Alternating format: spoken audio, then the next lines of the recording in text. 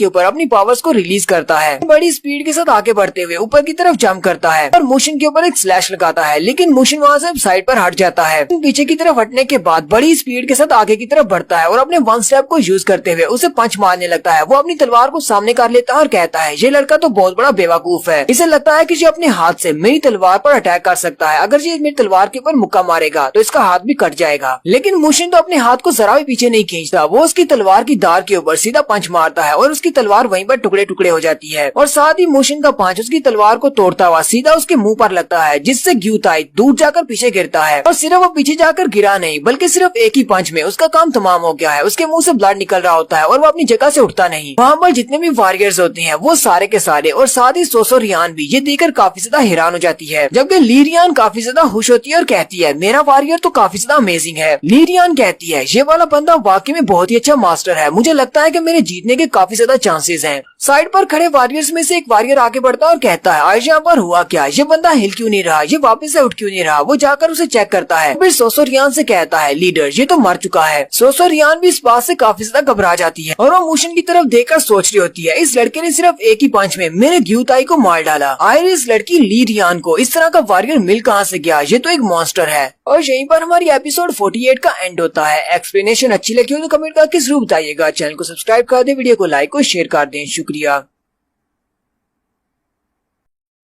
Week of the martial world की episode 49 के साथ हाजिर हूँ। तो लास्ट एपिसोड के एंड पे हमने देखा था कि मुशिन अपने पहले वॉरियर को हरा देता है जो कि उसके साथ फाइट करने के लिए नीचे उतरता है। मुशिन उसे सिर्फ एक ही पंच मारता है जिससे कि वो मर जाता है। इस बात से काफी सारे लोग काफी ज्यादा हैरान हो जाते हैं, जबकि सोसो रियान भी काफी ज्यादा घबरा जाती है और अपने दूसरे वॉरियर जिसका नाम मू वैक होता है उसे कहती है तुम जाओ। मू वैक ऑर्डर सुनते ही जल्दी से नीचे जंप करता है और उसके पास एक चेन होती है जिसके साथ उसने एक नाइफ बांधा होता है और वो उसके ऊपर अटैक करता है। मुशिन उस चेन के अटैक को तो डॉज कर लेता है लेकिन साथ ही मुस्कुराना शुरू कर देता है और कहता है ये तो एक चेन है। मू वैक उसे कहता है जितनी तुम्हारी उम्र है मुझे तो नहीं लगा था कि तुम मार्शल आर्ट्स में इतने ज्यादा अच्छे होगे, ये तो बहुत ही हैरान करने वाली बात है। और साथ ही वो अपनी चेन को घुमा रहा होता है और मुशिन से कहता है लेकिन मैं तुम्हारे लिए कोई इजी टारगेट नहीं हूँ। मुशिन मुस्कुराते हुए फाइट करने के लिए रेडी हो जाता है और कहता है मैं पहले से भी एक चेन मास्टर के साथ फाइट कर चुका हूँ, चलो फिर आ जाओ। और मास्टर मू वैक भी चिल्लाते हुए उस पर अटैक करने के लिए आगे बढ़ते हैं, जबकि यहीं पर नेक्स्ट सीन कोलिशन का दिखाया जाता है। मास्टर वैंग, मास्टर जूजी, वो दोनों ही जूजी क्लैन में जाकर उन सारे डॉक्यूमेंट्स को रीड कर रहे होते हैं। मास्टर वैंग कहते हैं यहाँ पर म्यूरियम बैटल के बारे में जितनी भी इन्फॉर्मेशन है वो सारी की सारी बैगर सेक्टर की तरफ से प्रोवाइड की गई है, इसीलिए तो यहाँ पर इतनी ज्यादा इन्फॉर्मेशन है, इसको पढ़ते पढ़ते तो पूरा दिन गुजर जाएगा। मास्टर वैंग कहते हैं लेकिन यहाँ पर जो कुछ भी लिखा हुआ है उस सब के बारे में तुम्हें पहले से पता है क्योंकि ये वही कुछ है जो हम पहले पढ़ चुके हैं। मास्टर जूजी उसे कहते हैं मुझे लगता है कि शायद इसमें किसी पेज के ऊपर हमें कल्ट के बारे में पता चल सके, लेकिन हमारे रिकॉर्ड्स में कहीं पर भी ब्लड कल्ट वालों का नाम नहीं लिखा हुआ। हमारे पास अभी यहाँ पर बहुत सारे डॉक्यूमेंट्स हैं, इसलिए ढूंढते रहो, शायद कुछ मिल जाए।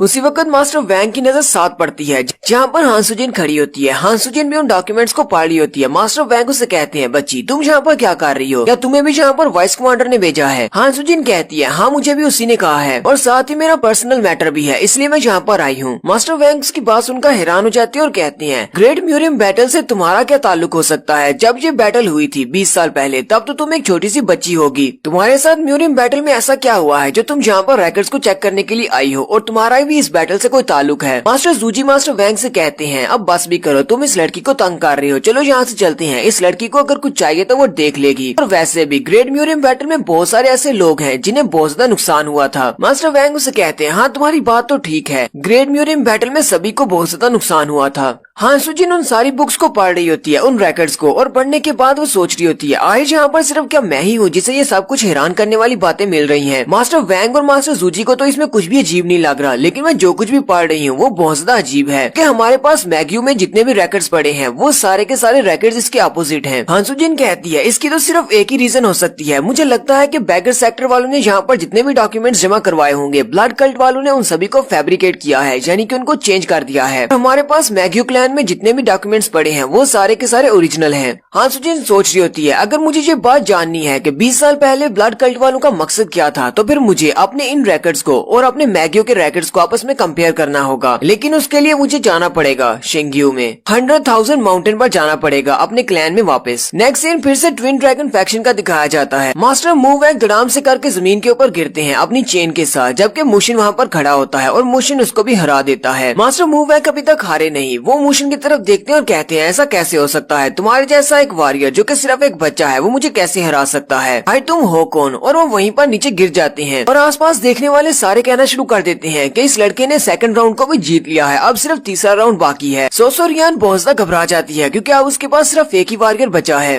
ली रियान काफी ज्यादा खुश होती है और मोशियोन से कहती है, मोशियोन तुम तो वाकई में अमेजिंग हो, मुझे लगता है कि हम लोग इस मैच को जीत सकते हैं, तीसरे वाले मैच को जीतना है और उसके बाद मैं लीडर बन जाऊंगी। फिर साथ ही तीसरा वारियर भी नीचे उतर आता है, वो उसे कहता है मेरा नाम पाई रैंग है। मोशिन कहता है तो इसका मतलब तुम तीसरे वारियर हो। पाई रैंग उसे कहता है हाँ मैं ही तीसरा वारियर हूँ और साथ ही मैं ही वो बंदा हूँ जो कि तुम्हारी जिंदगी को खत्म करने वाला है। मोशिन भी उससे फाइट करने के लिए रेडी हो जाता है और अपने सेफगार्ड ओरा को भी एक्टिवेट कर लेता है। पाई रैंग वहीं से खड़े खड़े अपनी तलवार को निकालता है और सामने की तरफ एक जबरदस्त स्लैश लगाता है। मोशिन अपने बाजू को सामने करते हुए उसकी स्लैश को ब्लॉक करता है और उसकी स्लैश की पावर भी काफी ज्यादा होती है। मोशिन अभी उसके अटैक को ही ब्लॉक कर रहा होता है कि उसी वक्त वो बड़ी स्पीड से मोशिन के पीछे चला जाता है और पीछे वाली साइड से उसके ऊपर अटैक करते हुए कहता है पहले तो मैं बहुत ज्यादा सस्पिशियस था कि तुमने सिर्फ अपने हाथ से एक तलवार को कैसे तोड़ दिया, लेकिन लगता है कि तुम अपनी प्रोटेक्टिव की को यूज कर रहे हो। वो मोशिन के ऊपर अपनी तलवार को चला देता है लेकिन मोशिन नीचे की तरफ झुकते हुए उसके अटैक को अवॉइड कर लेता है और साथ ही पीछे की तरफ घूमते हुए उसे एक जबरदस्त पंच मारता है जिससे वो पीछे की तरफ गिर जाता है। लेकिन मोशिन अभी वहीं पर ही खड़ा होता है कि पीछे वाला दोबारा से उठता है, यानी कि मूव बैक जो कि बेहोश होने का नाटक कर रहा था। अपनी चेन के साथ लगे हुए नाइफ को मोशिन की कमर में दंसा देता है क्योंकि उसके ऊपर पॉइजन लगा होता है। साथ ही वो हंसते हुए उसे कहता है अब तुम्हारे बचने का कोई चांस नहीं है, मेरा ये नाइफ जो कि तुम्हारी बॉडी के अंदर दंसा है इसके अंदर पॉइजन लगा हुआ है, इस पॉइजन का सिर्फ एक ही ड्रॉप काफी है तुम्हें नीचे गिराने के लिए। कोई बड़ा सा टाइगर भी हो जो कि घोड़े के साइज का हो वो भी एक सेकंड में नीचे गिर जाएगा। लेकिन मोशिन उस नाइफ को अपनी कमर से निकाल कर नीचे फेंक देता है और मोशिन को कुछ भी नहीं होता। मोशिन अभी मूव बैक की तरफ ही देख रहा होता है कि दूसरे वाला फिर से अपनी तलवार लेकर उसके ऊपर अटैक करता और कहता है तुम्हारी हिम्मत कैसे हुई दूसरी तरफ देखने की, और फिर से जंप करते हुए उसके ऊपर अटैक करता और कहता है अब तक तो पॉइजन ने तुम्हारे ऊपर काम कर दिया होगा, अब तुम्हें मारना बहुत ज्यादा आसान है। वो बहुत ज्यादा कॉन्फिडेंट होता है कि वो इस बार मोशिन को जरूर मार डालेगा, लेकिन मोशिन अपने हाथ को सामने की तरफ करते हुए उसकी तलवार को ब्लॉक कर लेता है। मोशिन ने अपने प्रोटेक्टिव ओरा को एक्टिवेट किया होता है। मोशिन उसकी तलवार के अटैक को रोकने के बाद कहता है मुझे बहुत ज्यादा डिसअपॉइंटमेंट हुई, मुझे तो लगा था कि तुम काफी ज्यादा अच्छे वारियर हो। वो वारियर भी काफी हैरान हो जाता है और कहता है ऐसा कैसे हो सकता है, ये लड़का बहुत ज्यादा यंग है लेकिन फिर भी ये सेफगार्ड ओरा को कैसे यूज कर सकता है। मोशिन साथ ही उसे एक जबरदस्त किक मारता है और वो उड़ता हुआ सीधा सोसो रियांग के पास जाकर गिरता है। सोसो रियांग बेचारी बहुत ज्यादा डर जाती है और वो मूव बैक से चिल्लाकर कहती है तुम वहाँ पर कर क्या रहे हो, अपनी नौटंकी बंद करो और जल्दी से इसको मार डालो। जबकि मूव बैक बेचारा भी बहुत ज्यादा घबराया होता है और कहता है ऐसा कैसे हो सकता है, मेरा नाइफ इसकी बॉडी के अंदर दंसा हुआ था, उसके ऊपर पॉइजन था, इसके ऊपर पॉइजन का असर क्यों नहीं हो रहा। मोशिन चलता हुआ उसके सामने आ जाता है और उसे कहता है चाइना में जितने भी पॉइजन हैं वो सारे के सारे मेरे लिए बिल्कुल बेकार हैं, मेरे पर पॉइजन का असर नहीं होता। मूव बैक बहुत ज्यादा हैरान होता है और कहता है ऐसा कैसे हो सकता है, कहीं ये वो तो नहीं जिसके ऊपर 1000 पॉइजन का असर नहीं होता। और फिर मोशिन उसे भी किक मारता है जिससे वो पीछे वाली दीवार के साथ जाकर पटक जाता है और वहीं पर गिरकर मर जाता है। सोसो रियान भी वहाँ से भागने की कोशिश करती है। मोशिन उसे कहता है अगर तुम जिंदा रहना चाहती हो तो फिर चुपचाप हमारे सामने सरेंडर कर दो और यहाँ से भागने की कोशिश मत करो, यहाँ पर जो कुछ भी हुआ है उस सभी की रिस्पॉन्सिबिलिटी तुम्हें ही उठानी पड़ेगी। बाकी के सारे वॉरियर्स भी ये देखकर हैरान होते हैं और कहते हैं सोसो रियान के तीनों वॉरियर्स को इस लड़के ने हरा दिया है, इस लड़के को जिसे ली रियान अपने साथ लेकर आई है। इसका मतलब ये हुआ कि ली रियान हमारी अब नई लीडर है क्योंकि हमारे रूल्स के मुताबिक जो भी वॉरियर्स को हराएगा जिसके पास स्ट्रॉन्गेस्ट वॉरियर्स होंगे वही हमारा लीडर बनेगा। सारे ली रियान के नाम के नारे लगाना शुरू कर देते हैं और उसे अपना लीडर मान लेते हैं। जबकि ली रियान भी काफी ज्यादा खुश होती है और खुशी के मारे रोना शुरू कर देती है क्योंकि वो लीडर बन गई है और उसने अपने फादर का सपना पूरा कर दिया है। मोशिन ली रियान को उसके बारे में बताता है कि उसके डैड को पॉइजन किसने दिया है। वो उससे कहता है ये सब कुछ ब्लड कल्ट वालों ने किया है, उन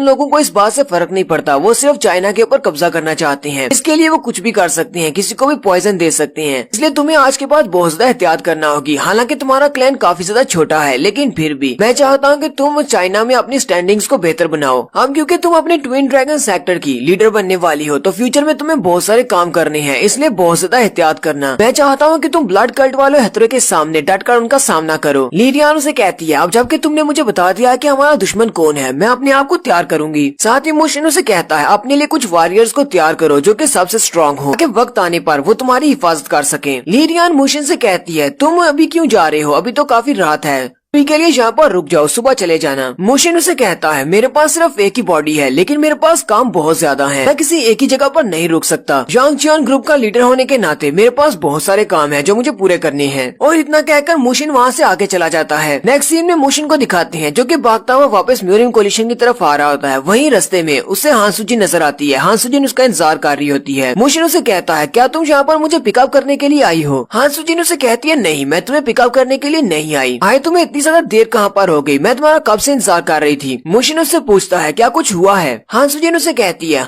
हाँ कुछ तो हुआ है। वैसे वहाँ पर मास्टर वैंग और मास्टर जूजी भी थे, इसलिए मैं किसी और के साथ इस बात को डिस्कस नहीं कर सकती थी, सिर्फ तुम्हारे साथ ही डिस्कस कर सकती हूँ क्योंकि तुमने मुझे वहाँ पर भेजा है। मुझे लगता है कि शायद तुम्हें कुछ पता है क्योंकि जूजी क्लैन में जितने भी डॉक्यूमेंट्स रखे गए हैं वो सारे के सारे फोर्ज्ड हैं, यानी फेक हैं। उनके अंदर बहुत की चेंजिंग की गई है। मास्टर जूजी ने कहा है कि वहाँ पर जितने भी रिकॉर्ड्स हैं वो सारे का सारा डेटा बैगर क्लैन वालों ने इकट्ठा करके दिया है। और मुझे लगता है कि हमारी मोरियम कोलिशन में कोई ना कोई ऐसा बंदा होगा, कोई उनका स्पाई है ब्लड कल्ट वालों का, जिसने उन सारे डॉक्यूमेंट्स को चेंज किया है। मोशन कहता है मुझे पहले से इस बात पर शक था कि ब्लड कल्ट वाले हमारी इन्फॉर्मेशन को रोक रहे हैं और हमारी बहुत सारी इन्फॉर्मेशन को चेंज कर रहे हैं। हान सुजिन उसे कहती है तो जितना मैंने हिसाब लगाया है मुझे लगता है कि हम म्यूरियम कोलिशन के अंदर जितने भी रिकॉर्ड्स रखे हुए हैं उन सारे रिकॉर्ड्स से ब्लड कल्ट वालों के प्लान के बारे में कुछ भी पता नहीं लगा सकते। हम लोग वहाँ पर सिर्फ अपना टाइम ही वेस्ट कर सकते हैं। हमें किसी और जगह पर जाकर उनके रिकॉर्ड्स को पढ़ना होगा। मोशिन उसे कहता है मुझे पता है कि तुम किसकी बात कर रही हो, हमें मैग्यू में जाना है और मैग्यू के लैंड में रखे हुए सारे रिकॉर्ड्स को पढ़ना है। हान सुजिन उसकी बात सुनने के बाद वहीं पर रुक जाती है। मोशिन पीछे मुड़ता और कहता है क्या हुआ, मैंने कुछ गलत कह दिया? हान सुजिन उसे कहती है तुम्हें ये बात जानकर जरा भी हैरानी हुई कि मुझे इस बारे में कैसे पता है कि मैग्यू क्लैन में जो रिकॉर्ड्स रखे हुए हैं वो अलग हैं और यहाँ पर म्यूरियम कोलिशन में जो रिकॉर्ड्स हैं वो अलग हैं। अगर तो तुम्हें वाकई में हैरानी नहीं हुई तो इसका मतलब तो ये है कि तुम्हें पहले से पता है कि मैं कौन हूँ और शायद इसीलिए तुमने मुझे म्यूरियम कोलिशन की लाइब्रेरी में भेजा था ताकि मैं वहाँ पर जाकर रिकॉर्ड्स को चेक कर सकूँ, क्योंकि सिर्फ मैं ही हूँ जिसने दोनों रिकॉर्ड्स को देखा है और उनको कंपेयर कर सकती हूँ। मोशिन उसकी तरफ देख रहा होता है लेकिन आगे से उसे कोई भी जवाब नहीं देता। हान सुजिन उसे कहती है चलो सच सच बताओ, क्या तुम्हें मेरी आइडेंटिटी के बारे में पता है कि मैं कौन हूँ? तुम्हें इतना तो पता चल गया कि मैं मैग्यू क्लैन से हूँ, लेकिन क्या तुम्हें पता है कि मेरा नाम क्या है?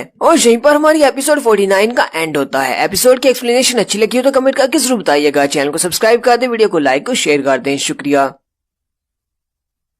Peak of the master world के एपिसोड 50 के साथ हाजिर हूँ। तो लास्ट एपिसोड के एंड पे हमने देखा था हान सुजिन मोशिन से कहती है क्या तुम्हें मेरी आइडेंटिटी के बारे में पता है? तुम्हें ये तो पता है कि मैं मैग्यू क्लैन से हूँ, लेकिन क्या तुम्हें इस बारे में पता है कि मैं कौन हूँ, मेरा रियल नेम क्या है? मोशिन उसे आगे से कोई भी जवाब नहीं देता और उसे कहता है काफी लंबा सफर था जिसकी वजह से मुझे भूख भी लग गई है, चलो जल्दी से यहाँ से निकलते हैं। उसे इतना कह के आगे चल पड़ता है। हान सुजिन सिर्फ उसे गाली देती है और कुछ भी नहीं कहती, साथ ही उसके पीछे पीछे चल पड़ती है। नेक्स्ट सीन म्यूरियम कोलिशन का दिखाया जाता है। मोशिन और हान सुजिन दोनों वापिस आ जाते हैं। मोशिन मास्टर डू वॉन से कहता है ट्विन ड्रैगन सेक्टर में एक नया लीडर आ गया है, ली रियान काफी अच्छे से लीडरशिप करेगी। मुझे लगता है कि वो अपने इस क्लैन को बहुत अच्छे से संभालेगी। मैंने उसको ब्लड कल्ट के बारे में बता दिया है कि उसके ऊपर कौन सा खतरा मंडला रहा है, साथ ही उसको अपने वॉरियर्स को भी ट्रेन करने का कह दिया है। मास्टर डू वॉन कहते हैं ब्लड कल्ट वालों ने तो किसी को भी नहीं छोड़ा। पहले उन्होंने हिबी पैंग क्लैन, उसके बाद स्क्वाड एजेंसी और अब छोटे से क्लैंस के ऊपर भी अटैक करना शुरू कर दिया है। मुझे तो समझ नहीं आती कि पता नहीं ऐसी कोई जगह भी होगी जहाँ पर ब्लड कल्ट वाले नहीं होंगे, शायद वो हमारी म्यूरियम कोलिशन के अंदर भी हों। मास्टर डू वॉन अपने सारे साथियों से कहते हैं क्या तुम सब लोग रेडी हो? वो सारे कहते हैं यस मास्टर, हम रेडी हैं। मास्टर डू वॉन उन सभी से कहते हैं तुम सभी लोगों को पता होगा कि हम लोग किसके पीछे हैं, हम लोग ब्लड कल्ट वालों के पीछे हैं और तुम सब लोगों को अच्छी तरह से पता होगा कि अभी कुछ दिन पहले क्या हुआ है। तुम्हें पता है कि यांग चियान ग्रुप को बनाने का मकसद क्या था? हमारा काम था इन्वेस्टिगेशन करना, जितने भी बुरे लोग हैं या फिर कोलिशन में गद्दार हैं उन सभी को जड़ से उखाड़ कर फेंक देना। और आज वो वक्त आ चुका है, हमें पूरे की पूरी म्यूरियम कोलिशन की सर्च करनी है। इस वक्त हमें इस बारे में नहीं पता कि वो लोग कहाँ पर हो सकते हैं या फिर किस फैक्शन में, किस सेक्टर में छुपे हुए हैं। इसलिए कोलिशन के लीडर ने फैसला किया है कि हम लोग इंस्पेक्शन करेंगे पूरे के पूरे म्यूरियम कोलिशन की, हर सेक्टर की, छोटा हो या बड़ा हो। यीवून कहता है कमांडर सबसे पहले हम लोग शुरुआत कहाँ से करने वाले हैं? कमांडर उनसे कहते हैं हम लोग सबसे पहले माउंट हुआ फैक्शन में जाने वाले हैं। कमांडर वहाँ पर ब्रीफिंग देने के बाद जब बाहर निकलते हैं तो हान सुजिन उनके पास आती है और उनसे कहती है मैं आपके साथ माउंट हुआ फैक्शन में नहीं जा सकती, मुझे किसी और काम से जाना है। मेरे पास बहुत ही इंपॉर्टेंट इन्फॉर्मेशन है, मुझे ग्रेट म्यूरियम बैटल के बारे में जानना है क्योंकि मैंने वहाँ पर रिकॉर्ड्स को चेक किया था। वाइस कमांडर ने मुझे ये काम दिया था। मास्टर डू वॉन उसे कहते हैं मास्टर वैंग और मास्टर जूजी पहले से हमारे रिकॉर्ड्स को चेक कर रहे हैं, इसलिए तुम्हें वहाँ पर जाने की क्या जरूरत है? मुझे नहीं लगता कि तुम्हें ये काम करना चाहिए, तुम हमारे साथ माउंट हुआ पर चलो। मोशन वहाँ पर आता है और कमांडर से कहता है कमांडर मैंने इसको ऑर्डर किया था और साथ ही मैं भी इसके साथ ही जाने वाला हूँ, मैं भी आपके साथ माउंट हुआ फैक्शन में नहीं जाऊंगा। मास्टर डू वॉन कहते हैं अच्छा ठीक है, अगर तुम भी इसके साथ जा रहे हो तो फिर ठीक है, तुम दोनों जा सकते हो। नेक्स्ट सीन में हान सुजिन और मोशिन मोशिन दोनों ही 100,000 माउंटेन की तरफ निकल पड़ते हैं। हां सुजिन मोशिन से कहती है, अगर तुम्हें वाकई में पता है कि मैं कौन हूँ, मेरी आइडेंटिटी क्या है और मैं कहाँ पर जाने वाली हूँ, तो तुम्हें मेरे साथ आने की जरूरत नहीं थी, क्योंकि मैग्यू क्लैन में वो लोग तुम्हें घुसने नहीं देंगे। मोशिन उसे कहता है, मैंने सुना है कि मैग्यू क्लैन की सिचुएशन इस वक्त तुम्हारे लिए भी ठीक नहीं है, वो लोग तो तुम्हें भी वहाँ पर घुसने नहीं देंगे। हां सुजिन काफी ज्यादा गुस्से में होती है और कहती है, तुम्हें पहले से पता था कि मैं कौन हूँ, आइडेंटिटी के बारे में भी तुम्हें पता था, लेकिन फिर भी तुमने मेरे सामने इस तरह दिखाया कि जैसे तुम्हें पता ही नहीं है कि मैं कौन हूँ। तुम एक बहुत ही मतलबी और कमीने इंसान हो, बहुत ही बुरे इंसान हो, इसलिए अब मुझे मजीद गुस्सा मत दिलाओ, क्योंकि हमें मैग्यू तक पहुँचने के लिए अभी बहुत ही लंबा सफर तय करना है और रास्ते में मेरे साथ इस तरह की कोई भी बात मत करना। हां सुजिन तो बिल्कुल एक नाराज बीवी की तरह मोशिन के ऊपर गुस्सा कर रही है, जबकि मोशिन उसके गुस्से की वजह से जरा भी गुस्सा नहीं होता, बल्कि आगे से हल्का सा मुस्कुरा देता है। मोशिन उससे पूछता है, आजकल तुम्हारे मैग्यू का लीडर कौन है? हां सुजिन उसे कहती है, उसका नाम शिन चियोन वू है।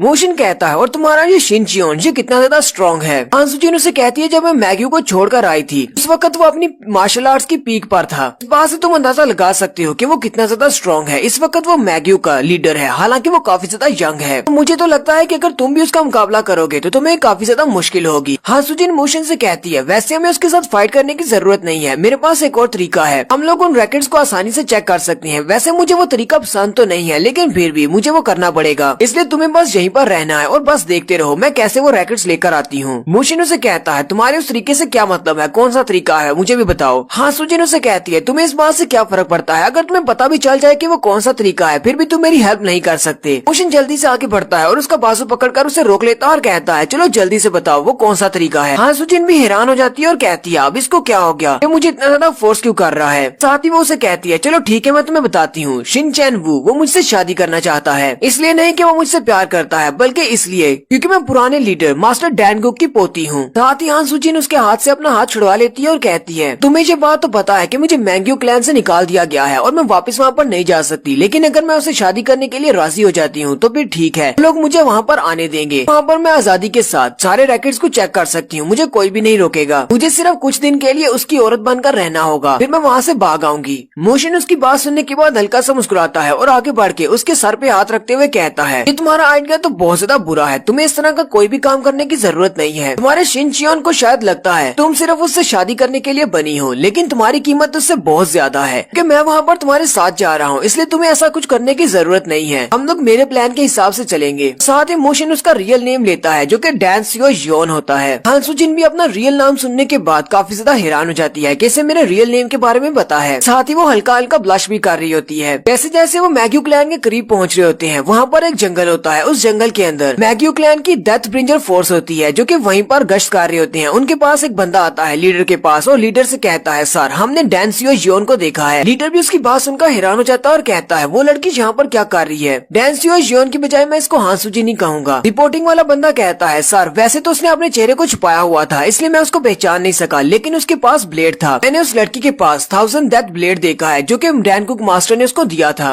1000 डेथ ब्लेड का सुनते ही वो सारे लोग काफी ज्यादा हैरान हो जाते हैं। लीडर उसे कहता है, वो लोग कहाँ पर हैं, चलो जल्दी से वहाँ पर चलते हैं। हां सुजिन और मोशिन भी उसी जंगल के अंदर एंटर होते हैं। हां सुजिन मोशिन को बता रही होती है कि पहले ये एक राइस फील्ड हुआ करती थी, यहाँ पर लोग चावल की खेती करते थे, लेकिन अब यहाँ पर दरख्त उग गए हैं, अब ये एक जंगल बन गया है। वहीं पर मोशिन को कुछ महसूस होता है कि जैसे यहाँ पर हमारे इर्द गिर्द काफी सारे लोग हैं। मोशिन अपने आसपास महसूस कर रहा होता है, उनके सर के ऊपर से भी काफी सारे लोग गुजर रहे होते हैं। डेथ ब्रिंजर फोर्स वाले वहाँ पर आ जाते हैं। हां सुजिन को भी कुछ महसूस होता है, वो भी जल्दी से अपना 1000 डेथ ब्लेड बाहर निकाल लेती है और मोशिन से पूछती है, तुम्हें क्या महसूस हुआ, यहाँ पर कितने ज्यादा हैं? और आहिस्ता आहिस्ता से उस जंगल के अंदर से बहुत सारे लोग निकलना शुरू हो जाते हैं। उनके आसपास काफी सारे लोग निकल आते हैं, तो उन्हें चारों तरफ से घेर लेते हैं। लीडर आते ही उसे कहता है, मिस हां सुजिन अपने ब्लेड को वापस रख दो और हमारे साथ चुपचाप चलो, मुझे पता है कि तुम कौन हो। हां सुजिन भी उन्हें देखकर काफी हैरान हो जाती है और कहती है, तुम सब लोग तो मैग्यू की स्पेशल फोर्स हो। लीडर उसे कहता है, हाँ हम लोग मैग्यू की स्पेशल फोर्स हैं, हम लोग डेथ ब्रिंजर फोर्स से हैं। मोशिन भी ये बात सुन के हैरान होता है और हां सुजिन से पूछता है, ये डेथ ब्रिंगर ग्रुप कौन सा है? हां सुजिन उसे कहता है, हमारे मैग्यू ने एक स्पेशल असैसिन टीम बनाई है जो कि सबसे ज्यादा एलीट वॉरियर से बनी है और ये सारे के सारे प्रोफेशनल असैसिन्स हैं। लीडर हां सुजिन से कहता है, शिन चियोन ने ऑर्डर्स दिए हैं कि जैसे तुम हमें दिखो हम तुम्हें सेफली वापस लेकर आएं, इसलिए चुपचाप हमारे साथ चलो। हां सुजिन मोशियोन से कहती है, इन सभी का मुकाबला करना तुम्हारे लिए भी बहुत सा मुश्किल हो सकता है क्योंकि यहाँ पर बहुत सारे हैं और जो सारी एलीट्स हैं वो अपनी स्वर्ड को वापस रख लेती है और आगे बढ़ जाती है। हां सुजिन मोशिन से कहती है, चलो ठीक है इनके साथ ही चलते हैं, तुम भी मेरे साथ आओ। लेकिन हां सुजिन जैसे लीडर लीडर को पार करके आगे जाती है। लीडर्स ऑर्डर देता है कि इस लड़के को मार डालो। ये बात सुनते ही हान सुजिन बहुत ज्यादा हैरान हो जाती है। उन असैसिन में से एक जल्दी से अपने नाइफ को मुशिन के ऊपर फेंक देता है। हान सुजिन चिल्लाकर मुशिन का नाम पुकारती है, लेकिन मुशिन अपने सिर्फ हाथ को ऊपर की तरफ उठाता है और उसकी स्वर्ड को या फिर उसने जो नाइफ फेंका होता है उसको अपने हाथ से झटक देता है और उसका अटैक किया हुआ नाइफ वापस उसी को जाकर लगता है और वो बंदा वहीं पर मर जाता है। इस बात से तो वो लीडर भी काफी ज्यादा हैरान होता है और कहता है आखिर से किसको साथ लेकर आई है। मुशिन हान सुजिन से कहता है लगता है कि तुम इस बात को भूल गई हो। मैंने थोड़ी देर पहले तुमसे कहा था कि तुम्हें कोई भी बेवकूफी करने की जरूरत नहीं है। हम लोग मेरे तरीके से आगे बढ़ेंगे। जब तक मैं तुम्हारे साथ हूँ तुम्हें कुछ भी करने की जरूरत नहीं। नेक्स्ट सीन माउंट हुआ फैक्शन का दिखाया जाता है। माउंट हुआ एक माउंटेन के ऊपर एक बड़ा सा फैक्शन होता है। मास्टर डूवोन अपने सारे साथियों के साथ सीढ़ियां चढ़ते हुए उस फैक्शन की तरफ ऊपर जा रहे होते हैं। जैंगजुक और जैंगजुन काफी ज्यादा खुश होते हैं और कहते हैं हम लोग पहली बार माउंट हुआ पे आए हैं। यहाँ पर तो चेरी ब्लॉसम के बहुत ज्यादा दरख्त है। इस फैक्शन की सीनरी तो बहुत ज्यादा प्यारी है। लगता है कि यहाँ के रहने वाले लोग काफी ज्यादा अमीर होंगे। उसी वक्त माउंट हुआ के लीडर का सीन दिखाया जाता है जो कि अंदर खड़े ये सब कुछ देख रहे होते हैं। एक बंदा भागता हुआ उनके पास आता है और उन्हें सारी बात बताता है कि यांग चियोन ग्रुप वाले यहाँ पर आए हैं। वो लीडर भागते हुए उनको ग्रीट करने के लिए नीचे उतर आते हैं। लीडर उन सब से कहते हैं लगता है कि तुम लोग काफी लंबा सफर तय करके यहाँ पर आए हो, काफी ज्यादा थक गए होगे, जाओ जाकर थोड़ी देर के लिए रेस्ट कर लो। यांग चियोन ग्रुप के सारे मेंबर्स लीडर को ग्रीट करते हैं। लीडर उन सब से कहते हैं तुम सब लोगों से मिलकर मुझे बहुत ज्यादा अच्छा लगा। मैं इस हुआ फैक्शन का लीडर हूँ। मेरा नाम ह्यूक वुलिन है।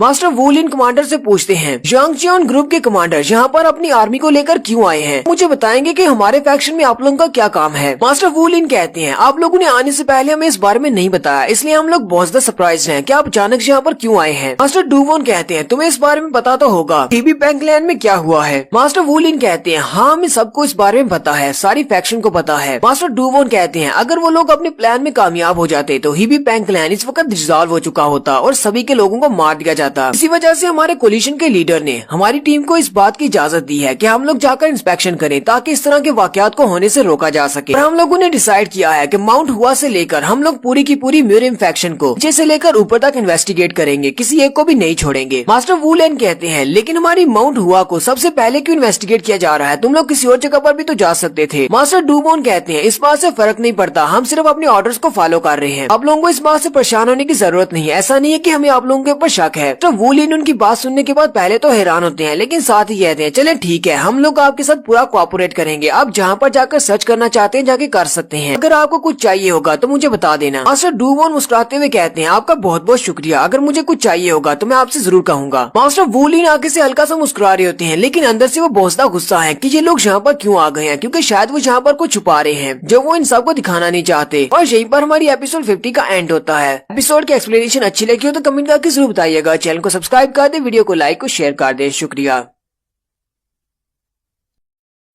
Peak of the master world की एपिसोड 51 के साथ हाजिर हूँ। तो एपिसोड 51 की शुरुआत में मुशिन और हान सुजिन का सीन दिखाया जाता है जो कि जंगल के अंदर है। वो 100,000 माउंटेन की तरफ जा रहे थे जबकि वहीं पर रास्ते में मैक्यू के डेथ ब्रिंगर ग्रुप के साथ उनका सामना होता है। डेथ ब्रिंगर ग्रुप वाले हान सुजिन को तो जिंदा साथ लेकर जाना चाहते हैं जबकि वो मुशिन को मारना चाहते हैं और उनमें से एक उसके ऊपर अटैक भी करता है लेकिन मुशिन उसको मार देता है। मुशिन उनके साथ फाइट करने के लिए रेडी हो जाता है जबकि डेथ ब्रिंगर ग्रुप का लीडर कहता है ये तो बहुत ही अमेजिंग बात है, तुम्हें लगता है कि तुम डेथ ब्रिंगर ग्रुप का सामना करने के लायक हो। और साथ ही वो अपने साथियों से कहता है सब लोग इसे घेर लो। हान सुजिन भी अपना ब्लेड निकालने लगती है और कहती है सभी लोग रुक जाओ, ये तुम लोग क्या कर रहे हो, वो मेरे साथ है। ग्रुप लीडर उसे कहता है तुम खामोश रहो, हम तुम्हें यहाँ से लेकर जाने के लिए आए हैं। और साथ ही वो अपने एक साथी से कहता है इससे साथ लेकर जाओ। उसी वक्त एक जंजीर उड़ती हुई आती है और वो हान सुजिन के साथ लिपट जाती है और वो हान सुजिन को खींचते हुए पीछे ले जाते हैं। मुशिन हान सुजिन को बचाने के लिए आगे बढ़ने लगता है लेकिन उसी वक्त लीडर अपने साथियों से कहता है अटैक करो और वो सारे के सारे मुशिन के ऊपर अटैक करने के लिए आगे बढ़ते हैं। उनमें से दो अपने नाइफ के साथ मुशिन के ऊपर अटैक करते हैं जबकि मुशिन बैक फ्लिप करते हुए उनके अटैक को अवॉइड कर लेता है। मुशिन कहता है ये लोग तो काफी ज्यादा फास्ट हैं। इसी वक्त एक और जंप करते हुए अपनी तलवार के साथ मुशिन के ऊपर अटैक करता है लेकिन मुशिन अपने हाथ को सामने करते हुए उसकी तलवार को ब्लॉक कर लेता है। ये देखकर तो वो भी बहुत ज्यादा हैरान हो जाता है। मुशिन कहता है हान सुजिन ने कहा था कि तुम लोग बहुत बड़े एक्सपर्ट्स हो और एलीट क्लास के वॉरियर्स हो। अब मुझे वाकई में लग रहा है कि तुम लोग वाकई में अच्छे हो। और साथ में मुशिन उसे एक पंच मारता है जिससे वो पीछे जाकर गिरता है। उसी वक्त बाकी जितने भी होते हैं वो सारे एक गोल दायरे की शक्ल में उसके ऊपर जंप करते हुए अटैक करते हैं और सारे ऊपर हवा में जंप करने के बाद अपनी अपनी तलवारों को अपने हाथ से छोड़ देते हैं, यानी कि वो मोशन के ऊपर तलवारों से अटैक करते हैं। वो सारी तलवारें मोशन के इर्द गिर्द आने के बाद आकर रुक जाती हैं, क्योंकि मोशन अपने सेफगार्ड ऑरा को एक्टिवेट करता है और वो सारी तलवारें उसकी बॉडी के करीब पहुंचकर रुक जाती हैं। ये देखकर डेथब्रिंगर ग्रुप का लीडर भी काफी हैरान हो जाता है और कहता है ऐसा कैसे हो सकता है, ये लड़का तो सेफगार्ड ऑरा को यूज कर रहा है। मोशन ने अपने इर्द गिर्द अपने सेफगार्ड ऑरा को एक्टिवेट किया होता है। वो अपने बहुत सारे ऑरा को एक्टिवेट करने के बाद उसे रिलीज करता है तो बहुत सारी फोर्स निकलती है और उनकी तलवारें जो कि मोशन की बॉडी के इर्द गिर्द रुकी हुई थी वो सारी की सारी वापस उन्हीं की तरफ जाती हैं और उनमें से काफी सारों को लगती हैं। जबकि मोशन की की पावर से वहीं पर जंगल में एक जबरदस्त धमाका होता है। डेथब्रिंगर ग्रुप का लीडर भी काफी ज्यादा हैरान होता है और कहता है ये लड़का तो बहुत ज्यादा यंग है, इतनी ज्यादा यंग एज में ये सेफगार्ड ऑरा को कैसे एक्टिवेट कर सकता है। मोशन उसे कहता है जबकि तुम्हें पता चल चुका है कि मैं बहुत स्ट्रांग हूँ, तो क्या अभी भी तुम लोग मेरा सामना करना चाहते हो। डेथब्रिंगर ग्रुप का लीडर मोशन की तरफ ही देख रहा होता है। उसकी पावर्स को रिलीज होते हुए देखकर वो कहता है इस बंदे को अंडर एस्टिमेट नहीं किया जा सकता। डेंसियो योन पता नहीं अपने साथ किस मॉन्स्टर को लेकर आ गई है। अगर हम लोग इसको यहाँ पर सप्रेस करने की कोशिश भी करते हैं, थोड़ी देर के लिए रोक भी लेते हैं, तब भी हमारे बहुत सारे लोग मारे जाएंगे। या फिर ऐसा भी हो सकता है कि हम लोग इसे यहाँ पर रोक नहीं पाएंगे क्योंकि इसकी पावर्स बहुत ज्यादा है। हो सकता है कि हमारा सारे का सारा डेथब्रिंगर ग्रुप यहीं पर इसके हाथों से मारा जाए। लीडर अपने साथियों से कहता है इसके ऊपर अटैक करते रहो, लेकिन कोशिश करना कि इसके हाथ मत लगना वरना मारे जाओगे। हमें बस टाइम बाई करना है जब तक कि वो डेंसियो योन को शिनचियोन के पास न ले जाए। वहाँ पर डेथब्रिंगर ग्रुप के बहुत सारे लोग होते हैं और वो सारे के सारे फिर से मोशन के इर्द गिर्द खड़े हो जाते हैं। जबकि दूसरी तरफ दिखाते हैं डेथब्रिंगर ग्रुप के 3 बंदे हानसुजिन को उठाकर लेकर जा रहे होते हैं मैग्यू क्लैन की तरफ। उन्होंने हानसुजिन को रस्सी से बांधकर उठाया होता है। हानसुजिन कहती है मुझे इस बात से बहुत नफरत है, मैंने ये वाला रास्ता इसलिए चुना था क्योंकि मुझे अपनी बिल्कुल भी परवाह नहीं है। मुझे इस बात से फर्क नहीं पड़ता कि मेरे साथ क्या होने वाला है। और यहीं पर उसे मोशन की बात याद आती है। मोशन ने उससे कहा था कि तुम्हें ये सब कुछ करने की जरूरत नहीं है, तुम्हें शिनचियोन से शादी करने की जरूरत नहीं, तुम्हें अपने बारे में पता होना चाहिए, तुम्हारी कीमत इससे बहुत ज्यादा है। हानसुजिन कहती है ऐसा नहीं है कि उसे मेरे बारे में मुझसे ज्यादा पता है कि मैं कितनी हास हूँ। और साथ ही उसे फिर से मोशन की बात याद आती है। मोशन ने उससे कहा था कि अब जबकि मैं तुम्हारे साथ हूँ तुम्हें ऐसा करने की जरूरत नहीं, हम लोग मेरे तरीके से आगे बढ़ेंगे। ये सारी बातें सोचने के बाद हानसुजिन कहती है वो बहुत बड़ा बेवकूफ है और साथ ही वो अपने पाँव को उल्टा करके अपनी तलवार के ऊपर मारती है और उसकी तलवार उसकी म्यान से बाहर गिरती है। और जैसे वो नीचे गिरने लगती है हानसुजिन अपनी तलवार को अपने मुंह में पकड़ती है और अपनी रस्सियों को काट लेती है। डेथब्रिंगर के लोग तो उसे उठाकर लेकर जा रहे होते हैं। जबकि वो अपनी रस्सियों को काट लेती है तो वो उनकी गिरफ्त से आजाद हो जाती है और वो अपनी तलवार लेकर खड़ी हो जाती है और कहती है चलो अब मैं तुम्हें दिखाती हूँ कि मैं कितनी स्ट्रांग हो चुकी हूँ। जबकि वो भी हैरान होते हैं और कहते हैं ऐसा कैसे हो गया, इसने अपनी रस्सियों को कैसे काट लिया। वो उसे कहते हैं तुम हमारे लिए सब कुछ मुश्किल बनाती जा रही हो, चुपचाप हमारे साथ चलो। हानसुजिन चिल्लाकर उनसे कहती है जाकर अपने शिनचियोन से कह दो जाकर अपने लिए एक और लड़की ढूंढ ले, मैं उसकी वाइफ कभी नहीं बनूंगी। और साथ ही वो पीछे की तरफ भागना शुरू कर देती है। वो तीनों भी उसका पीछा करते हैं ताकि उसे पकड़ सके। हानसुजिन अभी थोड़ी आगे जाती है कि वो तीनों इसके बराबर में पहुंच जाते हैं। उन तीनों के पास जंजीरें होती हैं, उनमें से एक अपनी जंजीर के साथ उसे फिर से बांधने की कोशिश करता है, लेकिन हानसुजिन उसके अटैक को अवॉइड कर लेती है। जबकि वहीं पर दूसरे वाला भी अपनी जंजीर को घुमा रहा होता है। वो अपनी जंजीर के साथ उसके ऊपर अटैक करता है और उसे अपनी जंजीर में लपेट लेता है। और साइड से दूसरे वाला भी अपनी जंजीर को उसकी तरफ फेंकता है और उसको उसमें भी लपेट लेता है। इसी तरह उन तीनों के पास जंजीरें होती हैं, वो अपनी जंजीरों में उसको बांध लेते हैं। उन तीनों में से एक का नाम माजांग होता है। माजांग उसे कहता है जबकि तुम्हें पहले से पता था कि तुम पकड़ी जाओगी, फिर तुमने भागने की कोशिश ही क्यों की। हानसुजिन भी उसकी आवाज को पहचान जाती है और कहती है मैं तो इस आवाज को पहचानती हूँ। माजांग उसे कहता है पास में भी तुम इसी तरह भाग जाती थी, लेकिन मैं तुम्हें फिर से पकड़ लेता था। हानसुजिन उसको देखते ही बहुत ज्यादा गुस्सा हो जाती है। माजांग उसे कहता है मैं तो सिर्फ अपने लीडर के ऑर्डर्स को फॉलो कर रहा हूँ, इसके अलावा मेरा तुम्हारे साथ कोई भी झगड़ा नहीं है, इसलिए रेजिस्ट करना बंद करो और चुपचाप हमारे साथ चलो। डेविड कल्टीवेटर डैन गुक की पोती, मुझे तो तुम पर तरस आता है। ये बात सुनते ही हानसुजिन बहुत ज्यादा गुस्सा हो जाती है और अपनी पावर्स को रिलीज करते हुए कहती है तुम्हें मेरे ऊपर तरस खाने की जरूरत नहीं है, मैं कोई बेचारी नहीं हूँ।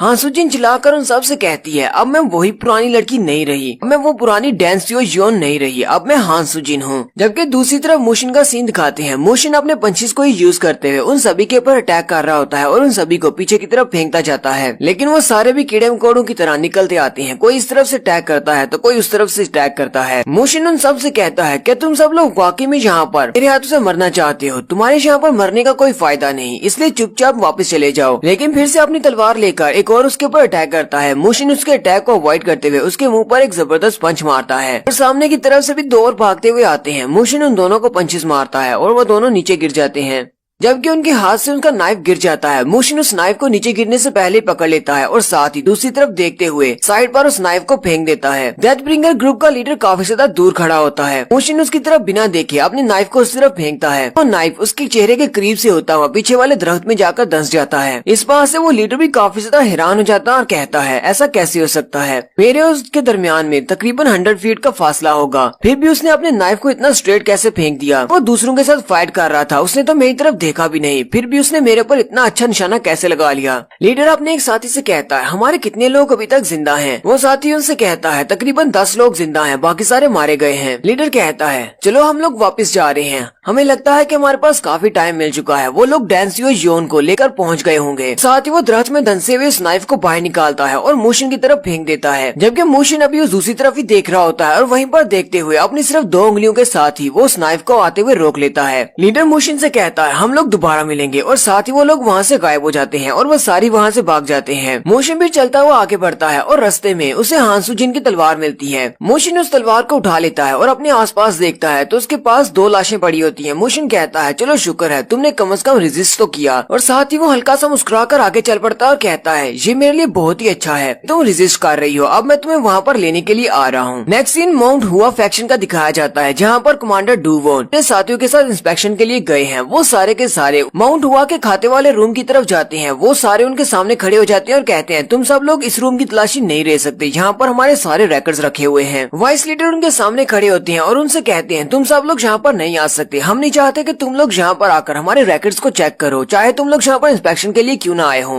वो अपने लीडर से कहता है लीडर आप भी तो इनसे कुछ कहें, ये लोग यहाँ पर नहीं आ सकते। लीडर उसकी बात सुनने के बाद मास्टर डूबॉन से कहते हैं कमांडर आप लोग यहाँ पर नहीं आ सकते। वाइस लीडर चू ने बिल्कुल ठीक कहा है, यहाँ पर हमारे फाइनेंशियल रिकॉर्ड रखे हुए हैं, आप यहाँ पर नहीं आ सकते, इनको चेक नहीं कर सकते। मास्टर डूबॉन कहते हैं हमने कहा था कि हम सारी माउंट हुआ की इंस्पेक्शन करने वाले हैं, तो हमारे इंस्पेक्शन में ये रिकॉर्ड रूम भी आता है, इससे कोई फर्क नहीं पड़ता, हम लोग कुछ भी इन्फॉर्मेशन यहाँ से लीक नहीं करेंगे। लीडर उनसे कहते हैं यहाँ पर जाने से सिर्फ आपका टाइम वेस्ट होगा। मास्टर डूबॉन कहते हैं साइड पर हट जाएं। लेकिन वाइस लीडर चू सामने खड़े हो जाते हैं और अपनी तलवार निकाल लेते हैं और कहते हैं अगर तुम्हें वाकई में अंदर जाना है तो फिर ठीक है, तुम्हें पहले मेरा मुकाबला करना पड़ेगा। और साथ ही उनके बाकी के साथी भी अपनी तलवारें निकाल लेते हैं। लीडर अपने साथियों से कहते हैं तुम सब लोग ये क्या कर रहे हो, जल्दी से अपनी तलवारें वापस रखो। जबकि मास्टर डूबॉन उन सभी की तरफ देखने के बाद उन सब से कहते हैं तुम सब लोगों ने हमारी टीम के ऊपर तलवारें निकाली हैं, तुम लोग क्या चाहते हो कि मैं इसको क्या समझूं? क्या मैं ऐसे समझूं कि तुम लोग म्यूरियम कोलिशन के खिलाफ जा रहे हो और तुम लोग गद्दार हो? लीडर मास्टर डूबॉन की बात सुनते ही बहुत ज्यादा हैरान हो जाते हैं। माउंट हुआ के लीडर मास्टर डूबॉन से कहते हैं तुम लोग ऐसा कैसे कह सकते हो, क्या तुम्हें हम लोग गद्दार दिखाई देते हैं? हम लोग तो बस अपने फाइनेंशियल रिकॉर्ड्स को तुमसे बचा रहे हैं। मास्टर डूबॉन कहते हैं अगर गद्दारी का अपने ऊपर इल्जाम नहीं लगवाना चाहते तो जल्दी से दरवाजे को खोल दो, हम लोग अंदर जाएंगे, रिकॉर्ड्स को चेक करेंगे और बाहर आ जाएंगे। वहीं पर साइड से एक बूढ़े एल्डर निकल कर आते हैं और कहते हैं आयश यहाँ पर क्या हो रहा है? वो माउंट हुआ फैक्शन के एक बूढ़े एल्डर होते हैं, पुराने लीडर भी। उन मास्टर का नाम मास्टर जैंग सायुक होता है और वो सुप्रीम स्वॉर्ड मास्टर होते हैं। जैंग जून भी ये नाम सुनकर काफी ज्यादा हैरान होता है और कहता है ये तो वाकई में सुप्रीम स्वॉर्ड मास्टर हैं। जी वोन भी कहता है मैंने भी इनके बारे में सुना है, म्यूरियम कोलिशन के 5 बड़े तलवार बाजू में से इनका भी नाम है। सुप्रीम मास्टर वहाँ पर आते हैं, लीडर युक उनके सामने खड़े होते हैं और उन्हें ग्रीटिंग्स देते हैं। मास्टर कहते हैं तुम यहाँ पर क्या कर रहे हो और यहाँ पर हो क्या रहा है? लीडर युक उन्हें सारी की सारी बात बता देते हैं कि ये लोग यहाँ पर इंस्पेक्शन के लिए आए हैं। मास्टर डूबॉन भी उन्हें ग्रीटिंग्स देते हैं। प्रीम मास्टर आगे बढ़ते हैं और मास्टर डूबॉन से पूछते हैं क्या तुम जोंगचियोन ग्रुप के कमांडर हो? मास्टर डूबॉन कहते हैं जी मैं इसका कमांडर हूँ और मेरा नाम डूबॉन है। सुप्रीम मास्टर मास्टर डूबॉन से कहते हैं क्या तुम वाकई में इस रूम के अंदर देखना चाहते हो कि अंदर क्या है? मास्टर डूबॉन कहते हैं हाँ मैं देखना चाहता हूँ। सुप्रीम मास्टर कहते हैं अगर मैं तुम्हारा सामना करूँ तो क्या फिर भी तुम लोग अंदर देखना चाहोगे? मास्टर डूबॉन पहले तो थोड़ी देर के लिए हैरान हो जाते हैं, लेकिन साथ ही कहते हैं हाँ हम लोग फिर भी इस रूम के अंदर चेक करेंगे। सुप्रीम मास्टर उनका जवाब सुनने के बाद हंसना शुरू कर देते हैं और कहते हैं ये तो बहुत ही इंटरेस्टिंग बात है। फिर वो लीडर ह्यूग से कहते हैं दरवाजा खोल दो और इन्हें रिकॉर्ड्स को चेक करने दो। लीडर ह्यूग भी बहुत ज्यादा हैरान हो जाते हैं। सुप्रीम मास्टर से कहते हैं हमें परेशान होने की जरूरत नहीं है, जबकि हमने कुछ भी नहीं छुपाया, चलो ठीक है इन्हें अंदर जाने दो और चेक करने दो। और साथ ही सुप्रीम मास्टर मास्टर डूबॉन से कहते हैं इस बात का खास ध्यान रखना, अंदर जो कुछ भी है वो सब कुछ बाहर नहीं आना चाहिए, जो कुछ भी है वहीं पर देखना और उसे वहीं पर छोड़ कर आना। मास्टर डूबॉन कहते हैं मैं इस बात को याद रखूंगा। फिर साथ ही वो उनके लिए फाइनेंशियल रूम के दरवाजे को ओपन कर देते हैं और यहीं पर हमारी एपिसोड 51 का एंड होता है। एपिसोड की एक्सप्लेनेशन अच्छी लगी हो तो कमेंट करके जरूर बताइएगा। चैनल को सब्सक्राइब कर दे, वीडियो को लाइक और शेयर कर दें। शुक्रिया।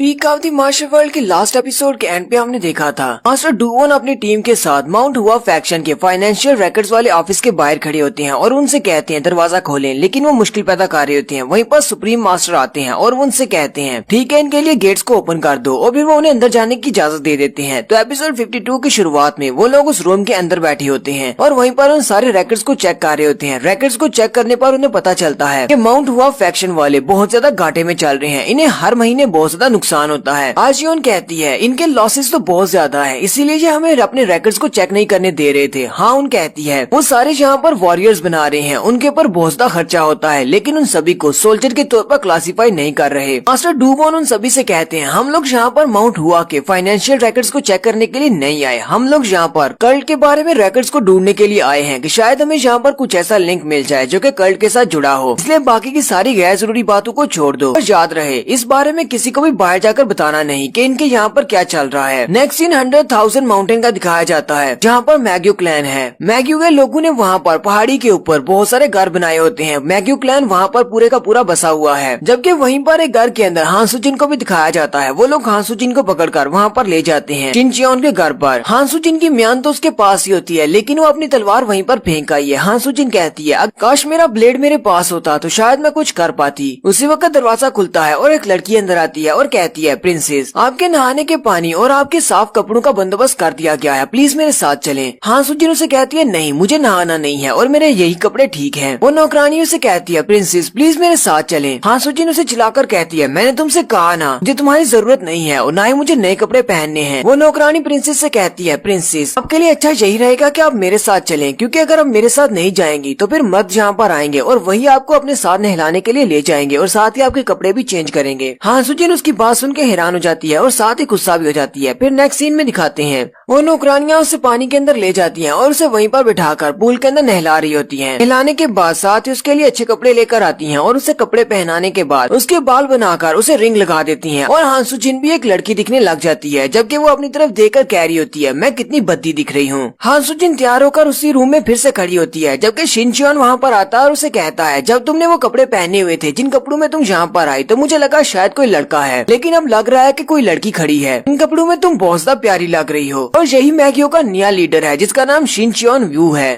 शिनचियोन उसे देखकर काफी ज्यादा एक्साइटेड होता है। हांसुजिन उसे देखते ही बहुत ज्यादा गुस्सा हो जाती है। शिनचियोन उसे कहता है तुम्हारी आंखों में जो गुस्सा है, इस तरह का गुस्सा मुझे किसी दूसरी औरत में नहीं दिखाई देता, इसीलिए तो मैं तुमसे शादी करना चाहता हूँ। और साथ ही वो अपना हाथ आगे बढ़ाकर उसके गाल को छूने लगता है, लेकिन हांसुजिन उसके हाथ को पीछे झटक देती है और कहती है अपने गंदे हाथ मुझसे दूर रखो। और फिर उसे पंच मारती है, लेकिन वो उसके पंच को अवॉइड कर लेता है और साथ ही हांसुजिन उसे किक मारती है। वो उसके पाँव को रोक लेता है। फिर हांसुजिन अपनी पाम से उसके गर्दन के ऊपर अटैक करने लगती है, लेकिन वो जल्दी से उसके पीछे चला जाता है और पीछे वाली साइड से उसकी गर्दन को पकड़ लेता है। उसने अपनी अंगुलियों को उसकी गर्दन के अंदर दंसाया होता है और साथ ही उसका गला दबा रहा होता है। शिनचियोन उसे कहता है जितना ज्यादा तुम रेजिस्ट करोगी मुझे उतना ज्यादा मजा आएगा। सिर्फ 2 दिन में हमारी शादी होने वाली है, इसलिए मैं चाहता हूँ कि अगले 2 दिन में तुम मुझे इस तरह परेशान मत करो, ना मैं 2 दिन तक सब्र नहीं करूंगा और अभी वो सब कुछ कर दूंगा जो कि तुम्हारे साथ शादी के बाद करने वाला हूँ। हालांकि मुझे इसमें भी बहुत ज्यादा मजा आने वाला है। और साथ ही वो उसके गले को दबाता जा रहा होता है और हांसुजिन बेचारी उसका सांस बंद हो रहा होता है। जैसे ही वो उसको छोड़ता है हांसुजिन नीचे गिर जाती है, लंबे लंबे सांस ले रही होती है। शिनचियोन उसे वहीं पर छोड़कर चला जाता है। नेक्स्ट सीन रात के वक्त का दिखाते हैं। रात के वक्त गली का सीन दिखाते हैं जहाँ पर बहुत सारे गार्ड्स होते हैं। हर गली में गार्ड्स होते हैं। उसी वक्त गली के कॉर्नर से एक बंदे को दिखाते हैं जो कि छुपकर उन गार्ड्स की तरफ देख रहा होता है और फिर वो वहीं से जंप करते हुए प्रिंसेस के रूम की तरफ चला जाता है। वो उसकी खिड़की के रास्ते से अंदर आ जाता है। हांसुजिन उसकी तरफ देखती है तो वो उसे इशारा करते हुए कहता है खामोश रहो, बाहर बहुत सारे गार्ड्स हैं, किसी को आवाज आ जाएगी। हांसुजिन उस लड़के को पहचानती है। वो भागती हुई उसके पास आती है और उसे कहती है डैम्पेक तुम अभी तक जिंदा हो और तुम कैसे हो। डैम्पेक उसे कहता है मैं तुम्हारे लिए बहुत ज्यादा परेशान था, मैंने आज तुम्हें देखा, डेथब्रिंगर ग्रुप वाले तुम्हें अपने साथ लेकर आ रहे थे। मैं तुम्हारे लिए बहुत ज्यादा परेशान था क्योंकि तुम बिना बताए यहाँ से चली गई थी। हांसुजिन उसे कहती है तुम्हें कैसे पता चला कि मैं यहाँ पर हूँ। डैम्पेक उसे कहता है मैंने डेथब्रिंगर के लोगों को देखा था, वो तुम्हें यहीं पर इसी रूम में लेकर आ रहे थे। डैम्पेक उसे कहता है मैंने डेथब्रिंगर ग्रुप के लीडर को पहली बार इतनी ज्यादा गुस्से में देखा है, लगता है कि तुम्हें पकड़ने में उसे काफी ज्यादा मुश्किल हुई होगी। हाँ सुजिन भी उसकी बात सुन के हैरान हो जाती है और साथ ही वो मुस्कुराते हुए सोच रही होती है, लगता है कि उसने मोशियन को काफी ज्यादा अंडर एस्टिमेट कर लिया होगा, इसी वजह से तो उसे वहाँ पर काफी मुश्किल हुई होगी। डेमबेक पीछे की तरफ मुड़ता है और उसे कहता है, मेरे साथ आओ, मैं तुम्हें यहाँ से निकाल लेता हूँ, हम दोनों यहाँ से भाग जाएंगे, मैं तुम्हें फिर से मैग्यू से बाहर भेज दूंगा। हाँ सुजिन उसे कहती है, नहीं मुझे यहाँ से भागने की कोई जरूरत नहीं है। डेमबेक उसे कहता है, लेकिन ऐसा क्यों? हाँ सुजिन कहती है, यहाँ पर कुछ ऐसा है जिसके लिए मैं यहाँ पर आई हूँ और मुझे अपना मिशन पूरा करना है। डेमबेक भी उसकी बात सुनकर काफी हैरान हो जाता है और उसे कहता है, मुझे अपने ऑर्डर्स दो, मैं जहाँ तक हो सका तुम्हारी हेल्प करूंगा।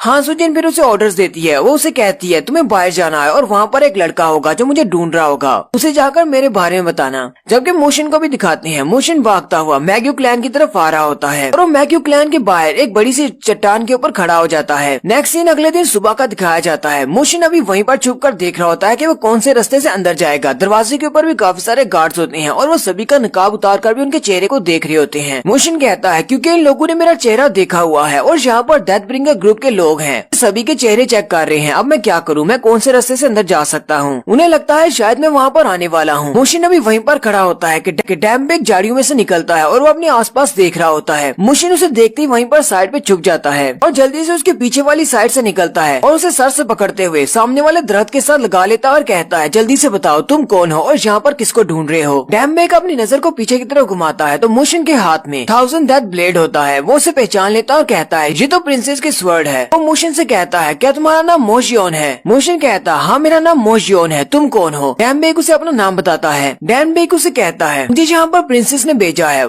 ढूंढने के लिए। मोशन डेमबेक को छोड़ देता है। फिर डेमबेक उसे सारी बात बताता है कि प्रिंसेस को कहाँ पर रखा गया है और प्रिंसेस इस वक्त तुम्हारा इंतजार कर रही है कि कब तुम वहाँ पर आओगे। कल उसकी शादी होने वाली है शिनचियोन के साथ। मोशन भी उसकी बात सुनकर हैरान हो जाता है और कहता है, क्या वाकई में उसकी कल शादी होने वाली है? डेमबेक उसे कहता है, हाँ तुमने बिल्कुल ठीक सुना, अरे मैग्यू के लीडर शिनचियोन के साथ कल उसकी शादी होने वाली है। मोशन कहता है, लगता है कि तुम्हारा लीडर बहुत ज्यादा जल्दी में है। डेमबेक उसे कहता है, वो हमेशा से हमारी प्रिंसेस के साथ शादी करना चाहता था, अब जबकि प्रिंसेस वापस आ गई है तो वो एक मिनट के लिए भी नहीं रुकना चाहता। मोशन उसे कहता है, पहले मैंने सोचा था कि दीवारों के ऊपर से चढ़ के चला जाता हूँ, लेकिन ये दीवारें तो बहुत ज्यादा ऊंची हैं। फिर मैंने सोचा कि दरवाजे से जाता हूँ तो वहाँ पर डेथ ब्रिंगर ग्रुप के लोग खड़े हैं। डेमबेक उसे कहता है, मेन गेट से जाना तो बिल्कुल इम्पॉसिबल है, तुम वहाँ से नहीं जा सकते, वहाँ पर बहुत सारे गार्ड्स हैं और वैसे भी मेन गेट से जाने के लिए तुम्हारे पास एक टोकन होना चाहिए जिसको जिनपाई कहते हैं। मोशन अपने पास से जिनपाई वाला टोकन निकालता है और उसे कहता है, क्या तुम इस बारे में बात कर रहे हो? डेमबेक उस टोकन को देखते ही बहुत ज्यादा हैरान हो जाता है और कहता है, हाँ ये तो जिनपाई है और ये एक्सट्रीमली वैल्यूएबल है, तुम्हें जो कहाँ से मिल गया? ये तो हमारे मैग्यू क्लैन के लीडर ही किसी को देते हैं और ये बहुत ही कम लोगों को दिया जाता है। और यहीं पर मोशन अपना एक बैकग्राउंड सीन दिखाता है जहाँ पर मोशन को हांसुजिन के दादाजी यानी कि डैनगुक अपने पास से जिनपाई यानी कि ये टोकन देते हुए कहते हैं, ये हमारी दोस्ती की निशानी है, तुम इसे अपने पास रख सकते हो, इस टोकन की मदद से तुम यहाँ पर कभी भी आ सकते हो। मोशन कहता है, ये मेरे एक पुराने दोस्त ने मुझे दिया था।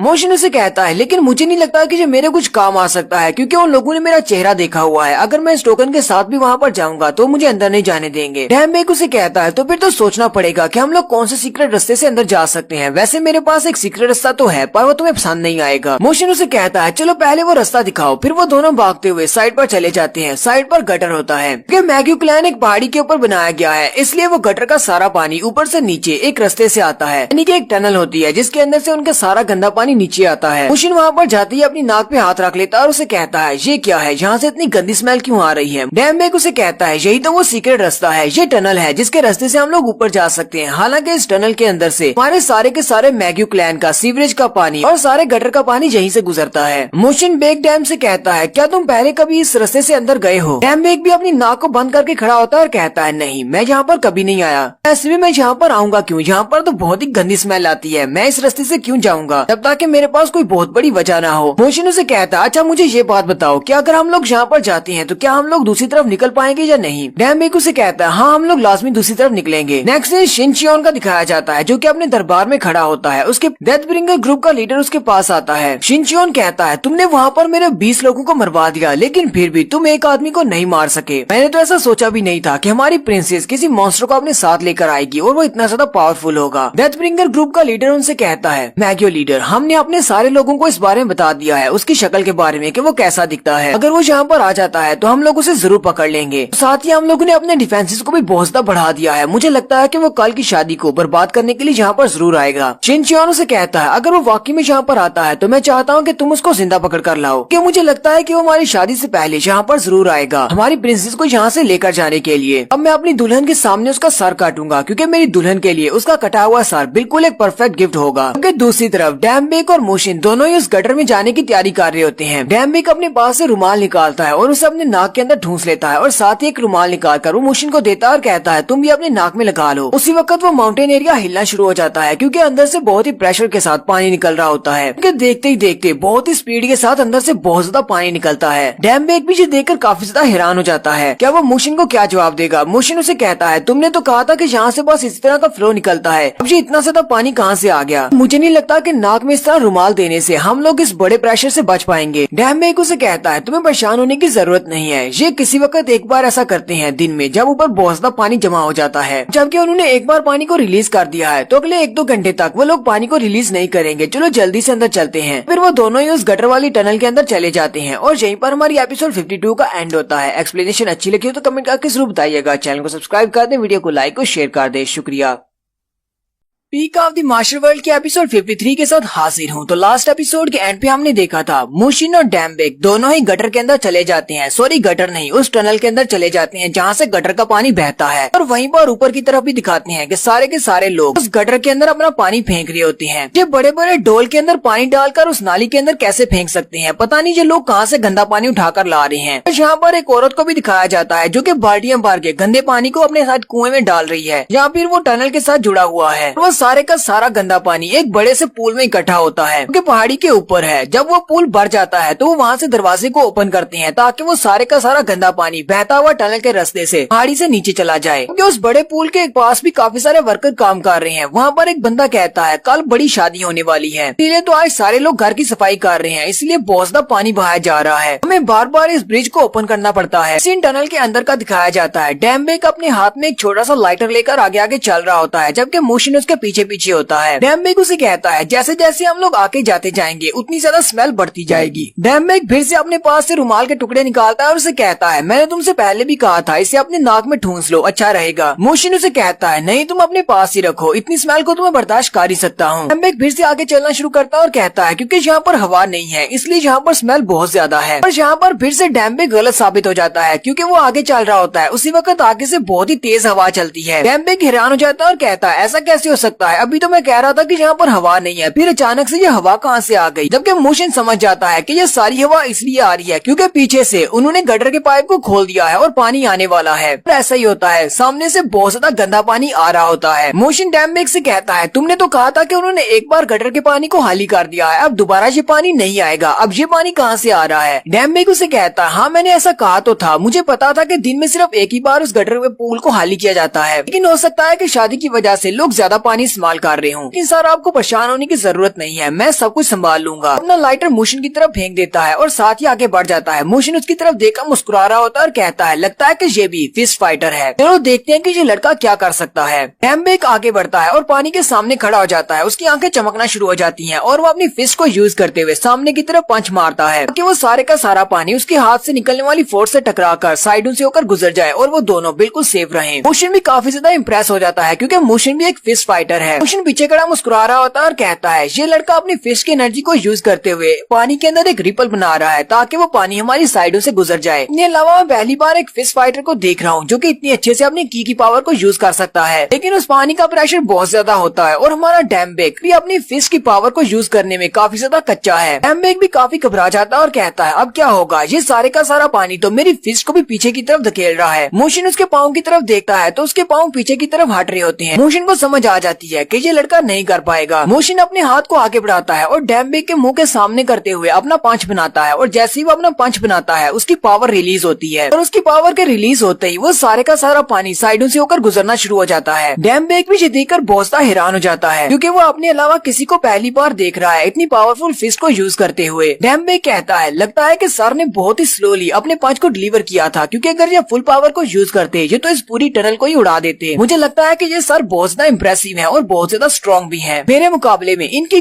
की पावर तो बहुत ज्यादा है। मोशिन उसके लाइटर को उसकी तरफ फेंकता और कहता है पता नहीं दोबारा कब से ऊपर से पानी आ जाए, चलो जल्दी से यहाँ से निकलने की कोशिश करते हैं। और वो फिर से आगे बढ़ना शुरू कर देते हैं। उसी वक्त उस पूल एरिया की तरफ दिखाते हैं। उस पूल के अंदर सारा पानी जब खाली हो जाता है, उसके साइड के ऊपर जो गेट लगा होता है जो कि इस टनल से जुड़ा है वो नीचे की तरफ शट हो रहा होता है। वहीं पर एक वर्कर होता है जो कि एक बूढ़े आदमी से कहता है ग्रैम्स मैं खाना लेने के लिए जा रहा हूँ, इसलिए जल्दी से गेट को बंद कर दो तब तक कि ये पुल दोबारा भर नहीं जाता। जबकि वो बूढ़ा आदमी वहाँ पर बैठा बहुत ज्यादा थका हुआ होता है और उसे कहता है वहाँ से क्या फर्क पड़ता है, बहुत ही जल्दी इस पूल ने फिर से भर जाना है, तो गेट को ओपन ही रहने देते हैं, पानी स्लोली स्लोली बहता रहेगा। तो दादाजी तो कुछ ज्यादा ही आलसी होते हैं की वजह से कि वो गेट को क्लोज नहीं कर रहे। वहीं पर गेट के नीचे से मुशिन और डैम्बेक निकलते हैं। वो लोग वहाँ से निकलते ही बड़ी स्पीड के साथ वहाँ से भाग जाते हैं। वो लोग वहाँ से भागते हुए एक दीवार के ऊपर चढ़ जाते हैं। वहीं पर घर के अंदर काफी सारे यूनिफॉर्म टंगे होते हैं। वो दोनों वहाँ से कपड़े उतारते हैं और अपने कपड़े चेंज कर लेते हैं। डैम्बेक मुशिन से कहता है जब मैं यहाँ से तुम्हें ढूंढने के लिए गया था तब तो यहाँ पर इतने ज्यादा सिक्योरिटी गार्ड नहीं थे, अब यहाँ पर बहुत ज्यादा सिक्योरिटी गार्ड्स हैं। साथ ही वो से कहता है जहाँ पर प्रिंसेस को रखा गया है उस बिल्डिंग तक पहुँचना बहुत ज्यादा आसान है, हमारे लिए ज्यादा मुश्किल नहीं है, चलो जल्दी से वहाँ पर चलते हैं। मोशिन उसे कहता है नहीं हम लोग उस बिल्डिंग में नहीं जा रहे। डैम्बेक भी ये बात सुन के काफी हैरान हो जाता है। मोशिन उसे कहता है मैंने बिल्कुल ठीक कहा, हम लोग वहाँ पर नहीं जा रहे तुम्हारी प्रिंसेस को बचाने के लिए। नेक्स्ट सीन हांसुजिन का दिखाया जाता है। नौकरानियां उसके सामने बहुत सारा खाना रखती हैं और उसे कहती हैं प्रिंसेस अपने खाने को एंजॉय करें, लेकिन प्रिंसेस का तो मूड बना हुआ है, वो किसी भी खाने को हाथ भी नहीं लगाती। वहीं पर बैठी सोच रही होती है क्या हो गया, क्या डैम्बेक अभी तक वापस क्यों नहीं आया, पता नहीं उसे मुशिन मिला होगा या नहीं। डैम्बेक मुशिन से पूछता है तुम्हारे कहने का मतलब क्या है, हम लोग प्रिंसेस को बचाने के लिए क्यों नहीं जा रहे। चिल्लाकर उसे कहता है प्रिंसेस ने मुझे कहा था कि मैं तुम्हें ढूंढ कर लाऊं, जितनी जल्दी हो सके उतनी जल्दी। तुम्हारी इस बात का मतलब क्या है कि तुम उसे बचाने के लिए नहीं जाने वाले। मुझे तो लगा था कि शायद वो तुम्हें इसलिए बुला रही है क्योंकि उसे तुम पर भरोसा है कि तुम उसको बचा सकते हो। मोशिन उसे कहता है अगर मैं वहाँ पर जाकर हांसुजिन को बचा भी लाता हूँ तो मुझे नहीं लगता कि वो शिनचियोन तुम्हारी इस प्रिंसेस की जान छोड़ देगा, वो फिर भी उसका पीछा करेगा। कल की शादी के समारोह में वहाँ पर बहुत सारे मैग्यू क्लैन के एल्डर्स आने वाले हैं। वहाँ पर बहुत सारे ऐसे एल्डर्स भी आने वाले हैं जो कि मास्टर डैंग गैग के बहुत ही रिलेटिव थे, बहुत ही करीबी थे और उन्हें पसंद करते थे। कल हम लोग उन सभी एल्डर्स को दिखा देंगे मैग्यू क्लैन का लीडर बनने के लायक कौन है और असल स्ट्रॉन्ग कौन है। हम लोग कल मैग्यू क्लैन के लीडरशिप को चेंज करने वाले हैं। डैम्बेक उसकी बात सुन के हैरान हो जाता है और कहता है लेकिन हम लोग ऐसा करेंगे कैसे, शिनचियोन का हराना बहुत ज्यादा मुश्किल है, शिनचियोन की जगह पर नया लीडर बनेगा कौन, कहीं ऐसा तो नहीं तुम कहना चाहते हो कि तुम शिनचियोन को हरा सकते हो। डैम्बेक उसे कहता है ऐसा नहीं हो सकता, तुम उसको नहीं हरा सकते, जितना तुमने इसको आसान समझ लिया है ये इतना आसान है नहीं। वहाँ पर शिनचियोन को प्रोटेक्ट करने के लिए बहुत सारे लोग हैं, हम लोग तो शिनचियोन तक पहुँच भी नहीं पाएंगे क्योंकि उसके 4 पर्सनल गार्ड्स हैं जो कि बहुत ही एलीट किस्म के वॉरियर्स हैं। मोशिन हंसते हुए उससे कहता है अगर वो 4 लोग हैं जो कि एलीट क्लास के वॉरियर्स हैं तो कोई फर्क नहीं पड़ता, मैं और तुम है ना, हम दोनों उन चारों से मुकाबला करेंगे। डैम्बेक उसे कहता है अच्छा तो शिनचियोन का क्या होगा, उसको हम लोग कैसे हराएंगे। मोशिन उसे कहता है उसको तो तुम्हारे मैग्यू क्लैन का नया लीडर ही हराएगा, यानी कि तुम्हारी प्रिंसेस हराएगी। डैम्बेक उसकी बात सुन के बहुत ज्यादा हैरान हो जाता है और कहता है तुम्हें शिनचियोन की पावर्स के बारे में पता नहीं है, वो अपनी मार्शल आर्ट्स की पीक लेवल पर है, हमारी प्रिंसेस उसका मुकाबला नहीं कर पाएगी। अब ऐसा नहीं है कि मैं प्रिंसेस को कुछ ज्यादा ही कम मांग रहा हूँ, लेकिन प्रिंसेस बहुत ज्यादा वीक है और ऊपर से वो एक लड़की है। मोशिन उसे कहता है परेशान ना हो, मुझे पता है कि मेरी हांसुजिन ये कर लेगी, मेरे ऊपर भरोसा रखो, मैं इस सभी को मुमकिन बना दूंगा। उसके साथ फाइट करेगी और उसे हराएगी भी और साथ ही वो मैग्यू क्लैन की नई लीडर बनेगी। नेक्स्ट सीन रात के वक्त का दिखाया जाता है। शिनचियोन रात के वक्त अपनी होने वाली बीवी को देखने के लिए आता है। उसकी होने वाली बीवी आराम से बैठी होती है और उसने अभी तक खाने को हाथ भी नहीं लगाया। ये देखकर तो वो काफी गुस्सा हो जाता है क्योंकि उसने इतना महंगा खाना उसके लिए मंगवाया है और उसने खाने को हाथ भी नहीं लगवाया। शिनचियोन उसे कहता है मुझे लगता है कि तुम्हें खाना खा लेना चाहिए, खाना खाने से तुम्हें एनर्जी मिलेगी और एनर्जी से तुम मेरे सामने एक बार फिर से बगावत कर सकोगी। मैंने ये सारे का सारा खाना अपने मैग्यू क्लैन के बाहर से मंगवाया है सिर्फ और सिर्फ तुम्हारे लिए। ऐसा तो नहीं कल की शादी की वजह से तुम इतनी ज्यादा एक्साइटेड हो कि तुम्हें खाना खाने की भी याद नहीं रही। हांसुजिन जहाँ पर एक बहुत ही सॉलिड सा डायलॉग मारती है, वो उसे कहती है ये सारे का सारा खाना जहाँ पर ओपन पड़ा है और तुम भी यहीं पर सांस ले रहे हो, तुम्हारी सांस के साथ मिला हुआ खाना खाने से तो अच्छा है मैं किसी कुत्ते के साथ बैठकर खाना खा लूं। अब शिनचियोन भी बहुत बड़ा कमीना है, वो आगे बढ़ता है और उसको सर से पकड़ते हुए टेबल के ऊपर दबा देता है और साथ ही खाना उठाकर उसके मुंह में ठूसना शुरू करता है। मैं तुम्हें अपनी बीवी बनाना चाहता हूँ और तुम चाहती हो कि मैं तुम्हें एक कुत्ते की तरह ट्रीट करूँ, तो फिर ठीक है। अगर तुम किसी कुत्ते के साथ ही बैठकर खाना चाहती हो तो मैं तुम्हें एक कुत्ते की तरह ही खाना खिलाऊंगा। जबरदस्ती उसके मुंह में खाना ठूस रहा होता है और साथ ही उसे कहता है चलो अब साथ साथ भौंको भी जिस तरह एक कुत्ता भौंकता है। जबकि हांसुजिन बहुत ज्यादा गुस्सा हो जाती है और साथ ही उसके हाथ पे काट लेती है। हांसुजिन तो वाकई में कुत्ता बन गई है। शिनचियोन काफी गुस्सा हो जाता है और साथ ही उसे टेबल से नीचे की तरफ पटक देता और कहता है ये तुमने क्या कर दिया, मैं तो सिर्फ मजाक कर रहा था और तुम वाकई में कुतिया बन गई हो। शिनचियोन आगे बढ़ता है और उसे कहता है, तुम्हारे नखरों को देखकर मुझे बहुत मजा आता है। तुम उन सारी औरतों से बहुत अलग हो जो मेरे सामने आते ही अपना सर झुका देती हैं और कपड़े उतार देती हैं। तुम उन सभी औरतों की तरह नहीं हो, इसीलिए तुम मेरे लिए बहुत स्पेशल हो। तुम मेरे साथ अकेले में तो चाहे जो मर्जी कर सकती हो, लेकिन कल वहाँ पर बहुत सारे एल्डर्स आने वाले हैं हमारी शादी में, इसलिए मैं नहीं चाहता कि वहाँ पर तुम मेरे साथ ऐसा कुछ करो, इससे तो मेरी बहुत ज्यादा इंसल्ट हो जाएगी। हां सुजिन उसे कहती है, लगता है कि तुम बहुत ज्यादा डर रहे हो, लगता है कि तुम इस बात से डर रहे हो अगर मैं वहाँ पर तुम्हारे सामने इस तरह का कुछ बिहेव करूंगी तो वो सारे लोग यही समझेंगे कि शिनचियोन तो अपनी बीवी को भी कंट्रोल नहीं कर सकता, वो क्या मैग्यू को कंट्रोल करेगा। शिनचियोन को उसकी बात सुनने के बाद गुस्सा आता है और वो अपनी उंगलियों को यूज करते हुए उसके एक्यूपंक्चर पॉइंट को पिंच कर देता है, तो वहीं पर हैंग हो जाती है। हां सुजिन बिल्कुल वहाँ पर एक जिंदा लाश की तरह गिर जाती है और उसे कहती है, तुमने अभी भी मेरी बॉडी के साथ क्या किया। शिनचियोन उसे कहता है, तुम्हें परेशान होने की जरूरत नहीं है, तुम आधे ही घंटे में उठकर चलने फिरने के काबिल हो जाओगी, कुछ ही दिनों में बिल्कुल ठीक हो जाओगी। मैं नहीं चाहता कि कल की वेडिंग तुम्हारे नाज नखरों की वजह से खराब हो जाए। कुछ दिनों के बाद तुम ठीक हो जाओगी तो फिर जो चाहे वो करना, मुझसे जो हो सकता है वो मैं तुम्हारे लिए करूंगा ताकि तुम मेरे सामने अपने घुटने टेक दो, मेरी होने वाली बीवी। और इतना कह के वो वहाँ से चला जाता है, जबकि हान सुजिन मोशियोन को याद कर रही है। मोशिन साहब तो वहीं पर घर के ऊपर बैठे होते हैं छत के ऊपर, वो इंतजार कर रहे हैं कि कब वो शादी शुरू हो। जैसे ही अगले दिन सुबह सुबह सूरज निकलता है तो सूरज निकलने के साथ ही शादी की तैयारियां शुरू हो जाती हैं। दूल्हे को तैयार किया जा रहा होता है, उसे दूल्हे का लिबास पहनाया जाता है, जबकि उसी वक्त उसके पास डेथब्रिंगर ग्रुप का लीडर भी आता है और उसे बताता है, हमने पूरे के पूरे एरिया को स्कैन किया है, पूरे मैग्यू में वो लोग कहीं पर भी नहीं है, वो लड़का हमें नहीं मिला, हमें नहीं लगता कि वो इस शादी में आएगा। मुझे लगता है कि शायद उसे तुम्हारे बारे में पता होगा कि हमारा लीडर बहुत ज्यादा पावरफुल है, इसीलिए वो डर कर वापस चला गया है। शिनचियोन उसे कहता, हाँ ऐसा हो सकता है, लेकिन ये तो बहुत ही बुरा है, मैं उसका सर काट कर अपनी बीवी को तोहफे में देना चाहता था, लेकिन ये तो बहुत ही अफसोस की बात है कि मैं अपनी होने वाली बीवी को तोहफा नहीं दे पाऊंगा। फिर वो दूल्हा बनकर अपनी सीट पर जाकर बैठ जाता है, जबकि उसके सामने बड़े बड़े टेबल्स लगे होते हैं और उन टेबल के ऊपर बहुत सारे एल्डर्स बैठे होते हैं और वहीं पर गाना बजाने वाले भी होते हैं, यानी कि पूरी की पूरी शादी का बंदोबस्त किया गया है। और इस शादी में क्या होने वाला है ये हम लोग नेक्स्ट एपिसोड में देखेंगे। एपिसोड की एक्सप्लेनेशन अच्छी लगी हो तो कमेंट करके जरूर बताइएगा, चैनल को सब्सक्राइब कर दें, वीडियो को लाइक और शेयर कर दें, शुक्रिया।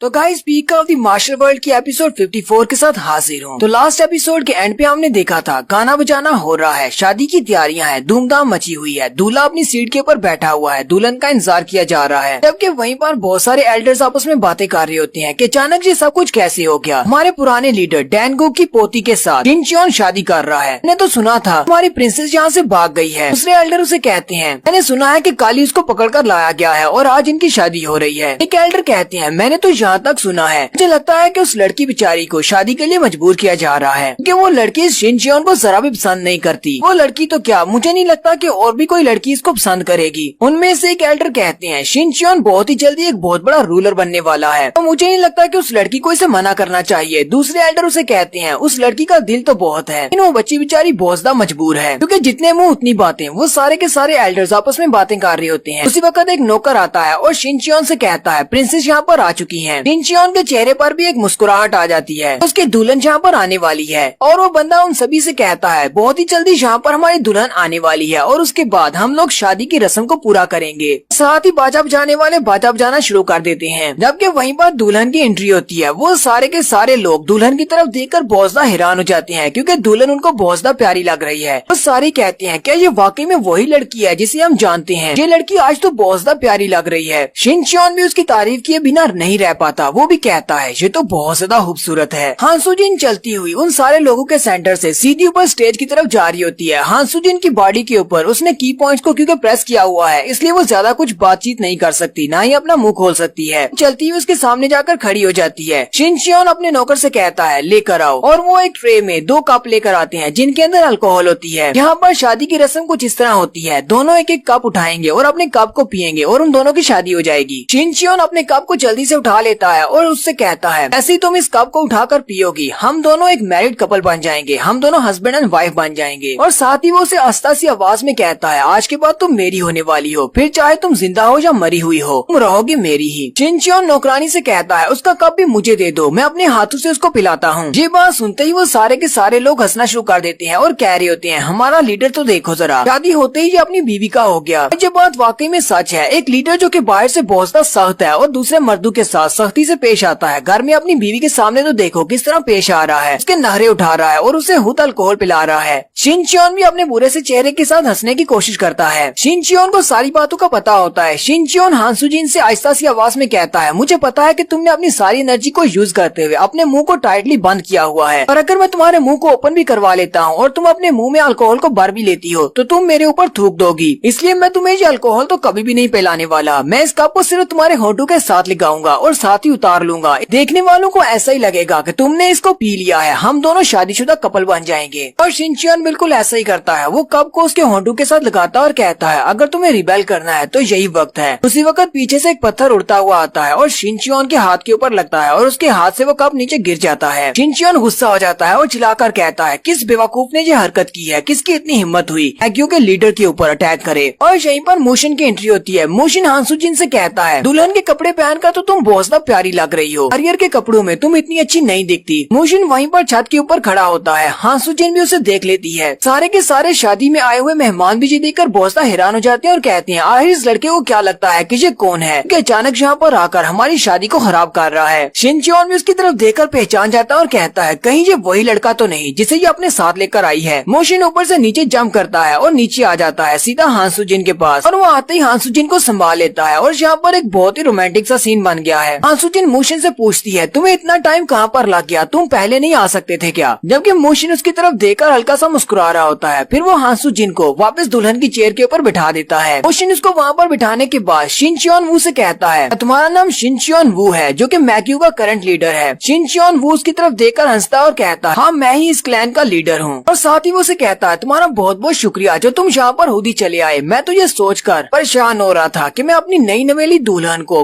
तोहफे में क्या दूंगा। वैसे मैं तुम्हारा सर काट कर इसको देने वाला था, अब जबकि तुम आ गए हो तो कम से कम मेरा ये मसला तो हल हो गया है। शिनचियोन चिल्लाकर अपने दोनों वॉरियर्स का नाम पुकारता है जिसका नाम डूगन और गैंगजा होता है। वो उनसे कहता है, जल्दी आओ और इसका सर काट कर दो। और वो दोनों ही जंप करते हुए पीछे से वहाँ पर उतर आते हैं। वो उन दोनों के पास तलवारें होती हैं। वो अपनी तलवार के साथ मोशिन के ऊपर अटैक करते हैं। मोशिन भी अपनी तलवार के साथ उनके अटैक्स को ब्लॉक कर लेता है और साथ ही उन दोनों को पीछे की तरफ झटक देता है। मोशिन कहता है, क्या तुम दोनों भी डेथ ब्रिंगर ग्रुप से हो? साथ ही मोशिन जल्दी से आगे बढ़ता है और अपनी तलवार के साथ उनके ऊपर स्ट्राइक लगाता है और वो दोनों ही उड़ते हुए पीछे जाकर शादी की टेबलों के ऊपर गिरते हैं। वो टेबल के ऊपर पड़ा हुआ सारा खाना भी खराब कर देते हैं। मोशिन के हाथ में 1000 डेथ ब्लेड होता है। वो हांसुजिन से कहता है, तुम अपने ब्लेड को जंगल के अंदर ही छोड़ आई थी, लेकिन अब फिलहाल के लिए मैं इसको इस्तेमाल करने वाला हूँ। और वो सीढ़ियाँ उतरते हुए नीचे चला जाता है। शिनचियोन सोच रहा होता है, मैंने तो सुना था कि ये लड़का एक फिस्ट वॉरियर है, लेकिन ये तो एक तलवार चला रहा है, लगता है कि इसे तलवारबाजी भी आती है। ये तो बहुत इंटरेस्टिंग है, एक फिस्ट वॉरियर जो कि तलवारबाजी जानता है। वो दोनों वॉरियर्स भी उठकर खड़े हो जाते हैं और कहते हैं, लगता है कि हमने इस लड़के को काफी ज्यादा अंडर एस्टिमेट कर लिया। ये कोई एवरेज वॉरियर नहीं है बल्कि एक प्रोफेशनल बहुत ही स्ट्रॉन्ग वॉरियर है। और वो दोनों ही अपनी पावर्स को रिलीज करते हुए मोशिन के साथ फायर करने के लिए रेडी हो जाते हैं। मोशिन यहीं पर खड़े होकर उन सभी से कहता है, मैं तुम सभी से कहता हूँ, मेरा तुम सब लोगों से कोई भी झगड़ा नहीं है। अगर तुम सब लोग मरना नहीं चाहते तो मेरे मसले में मत पड़ो, मुझसे दूर रहो। वो सारे एल्डर कहते हैं, ये लड़का पागल तो नहीं हो गया, इसने यहाँ पर आकर हमारे लीडर की शादी को खराब कर दिया, इसको तो इसके लिए सजाए मौत दी जानी चाहिए, और ऊपर से ये हमें धमकी दे रहा है हम लोग इसके रास्ते में ना आए। उनमें से एक एल्डर कहते हैं, यहीं पर रुक जाओ, मुझे लगता है कि इस लड़के के पास ऐसा करने की कोई ना कोई वजह जरूर होगी। जबकि वो वॉरियर कहते हैं, इस तरह के लोगों को ऐसा बुरा काम करने के लिए किसी किस्म की वजह की जरूरत नहीं होती। दूसरा वॉरियर कहता है, अगर कोई भी हमारे मैग्यू के लीडर के ऊपर अटैक करेगा उसके लिए सिर्फ मौत ही इंतजार कर रही है, उसे और कुछ भी नहीं मिलेगा। और वो दोनों ही अपनी पावर्स को रिलीज करते हुए आगे की तरफ बढ़ते हैं।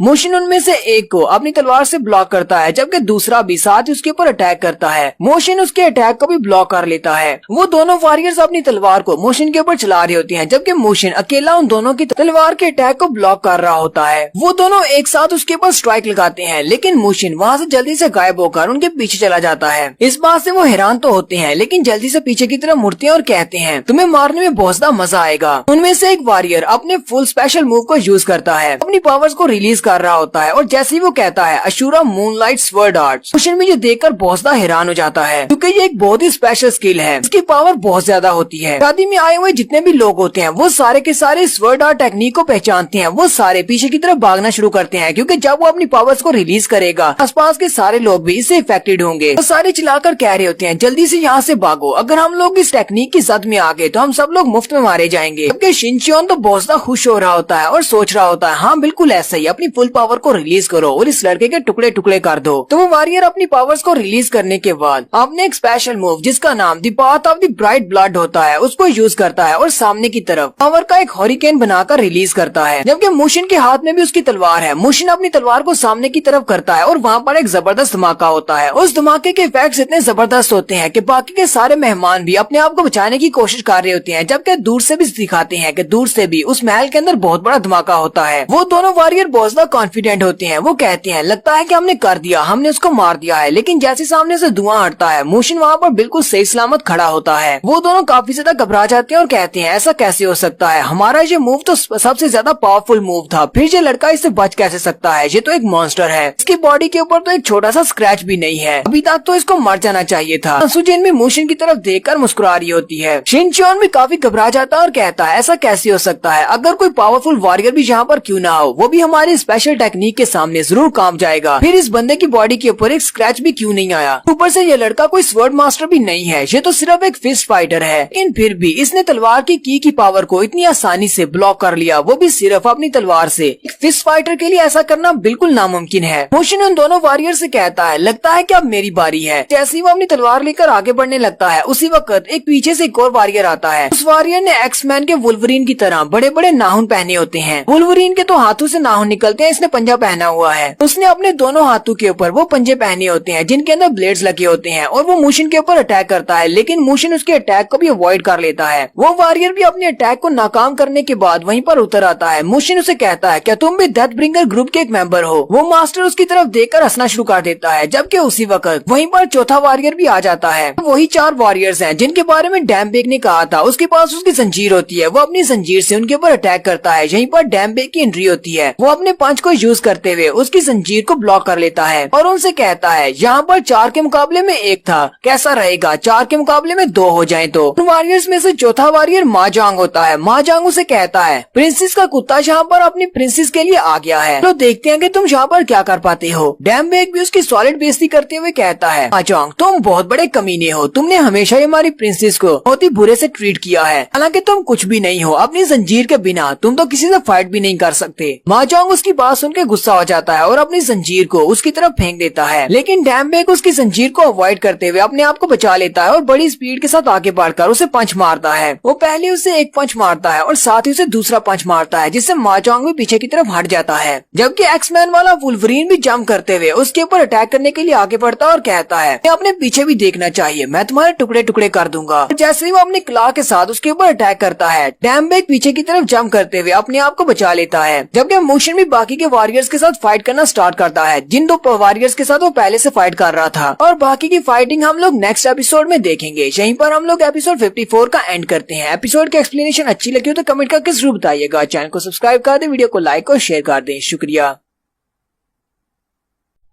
हेलो गाइस, कैसे हैं आप सब लोग। Peak of the master world के एपिसोड 55 के साथ हाजिर हूँ। तो लास्ट एपिसोड के एंड पे हमने देखा था मुशिन और डैमबेग दोनों ही वहाँ पर मौजूद 4 गार्ड्स के साथ फाइट कर रहे हैं। डैमबेग माजांग और दूसरे वाले गार्ड के साथ फाइट कर रहा है जिसने वुल्वरीन की तरह के पंजे पहने हुए हैं, जबकि मुशिन उन दोनों तलवारबाजों के साथ फाइट कर रहा है। वो दोनों तलवार वाले मास्टर अपनी पावर्स को रिलीज करते हुए मुशिन के ऊपर अटैक करते हैं। वो दोनों मिलकर उसके ऊपर अटैक कर रहे होते हैं, जबकि मुशिन ऊपर की तरफ जंप कर जाता है और ऊपर की तरफ जंप करने के बाद वो उन दोनों की तरफ देखकर कहता है मैं नीचे आ रहा हूँ। मुशिन ऊपर से जबरदस्त स्पीड के साथ नीचे की तरफ जंप करता है और जैसे ही वो नीचे ग्राउंड पर आकर लैंडिंग करता है तो वहाँ पर एक जबरदस्त धमाका होता है और एक जबरदस्त फोर्स निकलती है और उस फोर्स के निकलने की वजह से वो दोनों तलवार वाले मास्टर्स पीछे की तरफ गिर जाते हैं। वो दोनों भी कहते हैं इस बंदे की पावर तो बहुत ज्यादा जबरदस्त है। मुशिन जब ऊपर से नीचे की तरफ जंप करता है तो साथ ही उसकी बॉडी से एक नई तरह का ऑरा निकल रहा होता है, रेड कलर का ऑरा। बाकी के एल्डर्स भी ये देखकर काफी ज्यादा हैरान होते हैं और कहते हैं आखिर ये लड़का करना क्या चाहता है, इसकी बॉडी से एक नया ऑरा निकल रहा है। इनमें से एक एल्डर कहते हैं कहीं ऐसा तो नहीं कि ये हमारी इस टेक्निक को यूज करने वाला है। और मुशिन का वो सुरख रंग का ऑरा उसकी ब्लेड के अंदर चला जाता है। हानसुजिन भी ये देखकर बहुत सा हैरान हो जाती है और कहती है ये तो मैग्यू क्लैन की स्वर्ड टेक्निक है। हानसुजिन अभी उसी की तरफ ही देख रही होती है। मुशिन की तलवार के ऊपर जो ऑरा होता है उसका कलर क्रिम्सन रेड हो जाता है। हानसुजिन कहती है नहीं, ये तो हमारी स्वर्ड टेक्निक से भी एक लेवल हायर है, ये तो हमारी मैग्यू क्लैन की रेड डेविल स्वर्ड आर्ट्स है।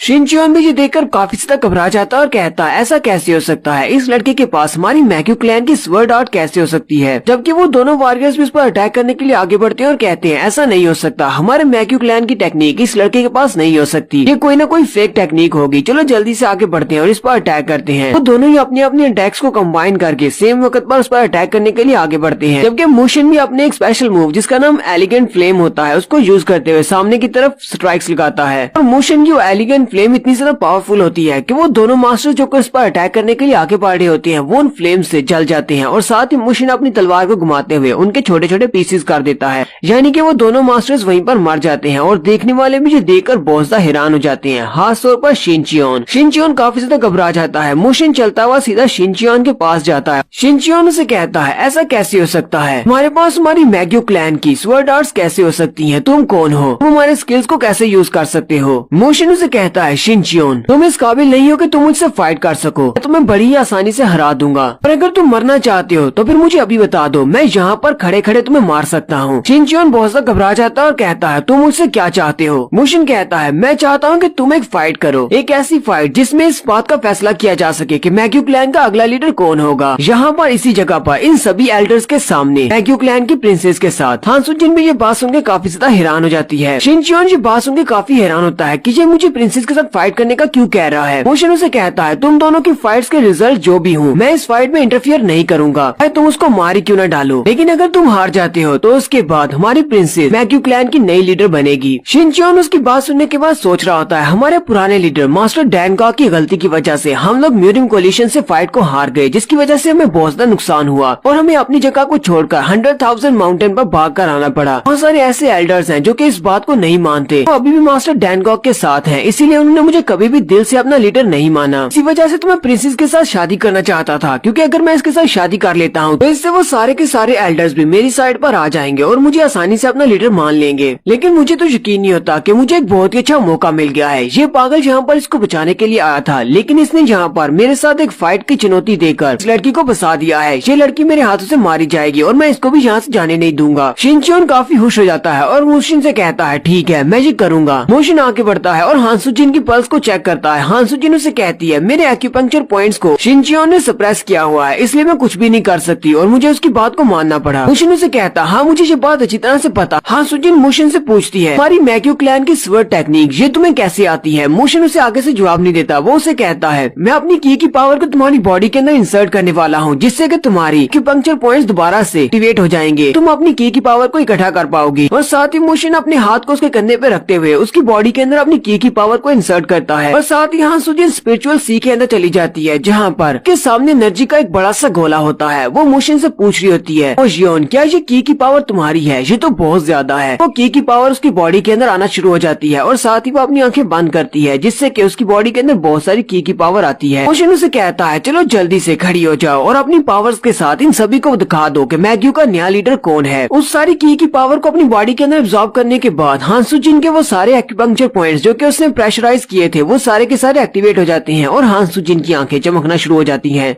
नेक्स्ट सीन डैमबेग का दिखाया जाता है। डैमबेग बाहर की तरफ होता है जहाँ पर वो उन दोनों मास्टर्स के साथ फाइट कर रहा है, स्पेशली माजोंग के साथ। माजोंग अपनी जंजीर के साथ उस पर अटैक करता है, जिसकी वजह से वो पीछे दीवार के से जाकर गिरता है। डैमबेग कहता है ये बात तो मुझे पहले से पता थी कि मैं इन मास्टर्स का मुकाबला नहीं कर सकता। माजोंग डैमबेग के सामने खड़ा होता है और अपनी जंजीर को घुमाते हुए आगे बढ़ रहा होता है और साथ ही उसे कहता है पता नहीं तुम इस बात को महसूस कर सकते हो या नहीं, लेकिन अभी थोड़ी देर पहले और पैलेस में से बहुत सारा एनर्जी का सर्च निकला था। मुझे लगता है कि हमारे लीडर शिनचियोन ने तुम्हारे उस दोस्त को मार दिया है। उनकी ये वाली बात सुनने के बाद डैमबेग भी काफी हैरान हो जाता है। वुल्वरीन अपने पंजों के साथ डैमबेग के ऊपर अटैक करता है, लेकिन डैमबेग दीवार के ऊपर से भागता हुआ साइड पर हट जाता है। वुल्वरीन डैमबेग से कहता है क्या तुम्हें इस बात का मतलब पता है, अगर तुम्हारा दोस्त मर चुका है तो इसका मतलब तो ये है कि हमारे पास बहुत ज्यादा टाइम है, हम लोग तुम्हारे साथ खेलेंगे, उसके बाद तुम्हें मारेंगे, हम तुम्हें भगा भगा कर मारने वाले हैं। और वो फिर से आगे बढ़ के अपने पंजे के साथ डैमबेग के ऊपर अटैक करता है। डैमबेग नीचे की तरफ झुकते हुए उसकी कमर में एक जबरदस्त पंच मारता है और कहता है ये क्या बकवास पास है, ऐसा नहीं हो सकता। लेकिन उसी वक्त माचोंग अपनी जंजीर को यूज करते हुए उसे अपनी जंजीर में बांध लेता है। उसे कहता है ये एक ऐसी फाइट है जिसमें तुम्हारे जीतने का कोई चांस नहीं है, इसलिए चुपचाप हमारे सामने अपना माथा रगड़ो और हमसे माफी की भीख मांगो, शायद हम तुम्हें छोड़ दें। अब बताओ हमारे लीडर की नई बीवी, वो भी तुम्हारे लिए हमारे लीडर से तुम्हारी माफी की भीख मांगे और तुम्हारे मरने के बाद 2-4 आंसू भी बहा दे। डैमबेक उसकी बातें सुनने के बाद बहुत ज्यादा गुस्सा आ जाता है और कहता है हमारी प्रिंसेस कभी भी तुम्हारे लीडर के साथ शादी नहीं करेगी, और साथ ही जंजीर में बंधे हुए ऊपर की तरफ जंप करता है और अपने पाँव के साथ माचांग के ऊपर अटैक करता है। लेकिन माचांग पीछे की तरफ जंप करते हुए उसके अटैक को अवॉइड कर लेता है और अपनी जंजीर के साथ ही उसे खींचते हुए फिर से दीवार के साथ पटक देता है। माचांग वुल्वरीन से कहता है चलो जल्दी से आगे बढ़ो और इसको मार डालो, हमारे पास इतना ज्यादा टाइम नहीं है कि इसके साथ वेस्ट कर सकें। वुल्वरीन कहता है ये तो बहुत ज्यादा बोरिंग है, मैं इसके साथ जरा और ज्यादा खेलना चाहता था।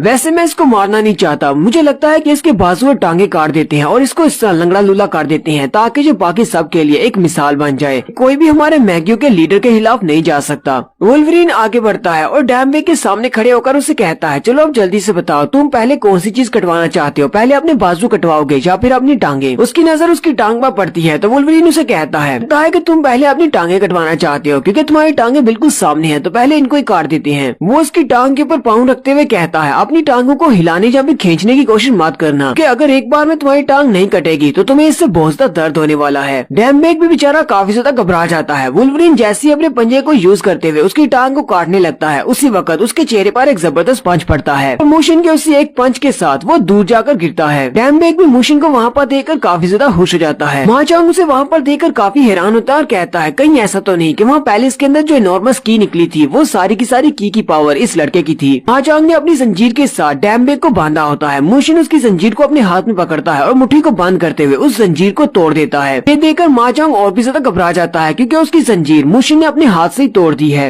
वुल्वरीन भी फिर से उठकर खड़ा हो जाता है। डैमबेक कहता है सर आप तो बिल्कुल ठीक है, मुझे ये देखकर काफी ज्यादा खुशी हुई। मोशन उसे कहता है अब तुम रेस्ट करो, बाकी का सब मैं संभाल लूंगा। डैमबेक कहता है लेकिन सर हमारी प्रिंसेस का क्या हुआ, प्रिंसेस कहाँ पर है, क्या आपने उनको बचा लिया? जबकि मोशन उसकी बात सुनने के बाद आगे से हल्का सा मुस्कुरा देता है और यहीं पर ऊपर का सीन दिखाया जाता है पैलेस का, जहाँ पर शिनचियोन अपने हाथ में तलवार लेकर खड़ा होता है, जबकि प्रिंसेस भी अपने आधे कपड़े फाड़ देती है क्योंकि उसकी वेडिंग ड्रेस थी। वेडिंग ड्रेस में वो ठीक से फाइट नहीं कर सकती। वो अपने 1000 डेथ ब्लेड को अपने हाथ में पकड़कर शिनचियोन के सामने आकर खड़ी हो जाती है। शिनचियोन उसके फटे हुए कपड़ों की तरफ देखकर कहता है क्या ये इस तरह के कपड़ों में मेरे साथ फाइट करना चाहती है? ये तो पहले से भी ज्यादा खूबसूरत लग रही है। शिनचियोन उसे कहता है डेंसियो योन तुम्हें ये बात अच्छी तरह से पता है कि तुम मुझे नहीं मार सकती, जितनी स्ट्रेंथ तुम्हारे पास है तुम तो मेरे सामने खड़ी होने के भी काबिल नहीं हो। तुम ये सब कुछ क्यों करना चाहती हो? चुपचाप मुझसे शादी कर लो और ये मसला हल हो जाएगा। जबकि हान सुजिन भी उसी की तरफ देख रही होती है और सोच रही होती है इसने बिल्कुल ठीक कहा है, इसकी की पावर और इसका ऑरा मुझसे बहुत ज्यादा है, इसकी स्ट्रेंथ मुझसे ज्यादा है, इसका एक्सपीरियंस भी मुझसे ज्यादा है, लेकिन मैं इससे हार नहीं मान सकती क्योंकि मोशन को मेरे पर भरोसा है कि मैं इसको हरा सकती हूँ। और साथ ही वो अपनी फाइटिंग के स्टैंस में आ जाती है। हान सुजिन कहती है आज के बाद मैं और ज्यादा नहीं भागूंगी, मैग्यू क्लैन मेरा घर है और मैं यहीं पर रहूंगी। शिनचियोन उसे कहता है तुम्हारे स्टैंस में आने का मतलब तो ये है कि तुम मुझसे फाइट करना चाहती हो, ठीक है तुम्हारी जो ख्वाहिश पूरी कर देता हूँ। वैसे ये तो बड़े ही अफसोस की बात है, फाइटिंग के दौरान तुम मेरे हाथों से मरने वाली हो। मैं तो तुम्हारे साथ शादी करना चाहता था लेकिन अब ऐसा नहीं हो सकता। और शिनचियोन बड़ी स्पीड के साथ अपनी तलवार के साथ उस पर अटैक करने के लिए आगे बढ़ता है। हान सुजिन भी अपनी तलवार को सामने करते हुए उसके अटैक को ब्लॉक करती है, लेकिन शिनचियोन की पावर काफी ज्यादा है। अपनी स्ट्रेंथ के साथ उसे पीछे की तरफ धकेल रहा होता है। शिनचियोन उसे पीछे की तरफ धकेलते हुए अपनी तलवार से एक स्लैश लगाता है जिससे वहाँ पर एक जबरदस्त धमाका होता है। वो सामने की तरफ देख रहा होता है लेकिन हान सुजिन जंप करते हुए उसके पीछे चली जाती है। शिनचियोन उसे कहता है ये सब कुछ तुम्हारी स्पेशल तलवार की वजह से है जो कि मास्टर डैनगॉक ने तुम्हें दी थी। अगर ये ब्लेड तुम्हारे पास नहीं होता तो अब तक तुम मेरे हाथों से मारी जा चुकी होती। हान सुजिन जो कि उसके सामने खड़ी होती है वो एक लंबा सांस लेती है और साथ ही अपनी पावर्स को रिलीज करती है। इस बात से शिनचियोन काफी गुस्सा हो जाता है और कहता है लगता है ये लड़की इस तरह मेरी बात नहीं मानेगी। वो भी अपनी पावर्स को रिलीज करता है, पर हान सुजिन अपनी पावर्स को रिलीज करते हुए बड़ी स्पीड के साथ सामने की तरफ बढ़ती है और जंप करते हुए शिनचियोन के ऊपर अटैक करती है। शिनचियोन अपनी तलवार को सामने करते हुए उससे अटैक को ब्लॉक कर लेता है और साथ ही हंसते हुए वो उससे कहता है प्रिंसेस लगता है कि तुम्हें मेरे पास आने की बहुत ज्यादा जल्दी है जो तुम मेरे तरफ भागती हुई आ रही हो। तुम्हें मारने की बजाय मेरा तो दिल कर रहा है कि तुम्हें गले से लगा लूं। और यहीं पर हमारी एपिसोड 55 का एंड होता है। एपिसोड की एक्सप्लेनेशन अच्छी लगी हो तो कमेंट करके जरूर बताइएगा। चैनल को सब्सक्राइब कर दे, वीडियो को लाइक और शेयर कर दे। शुक्रिया।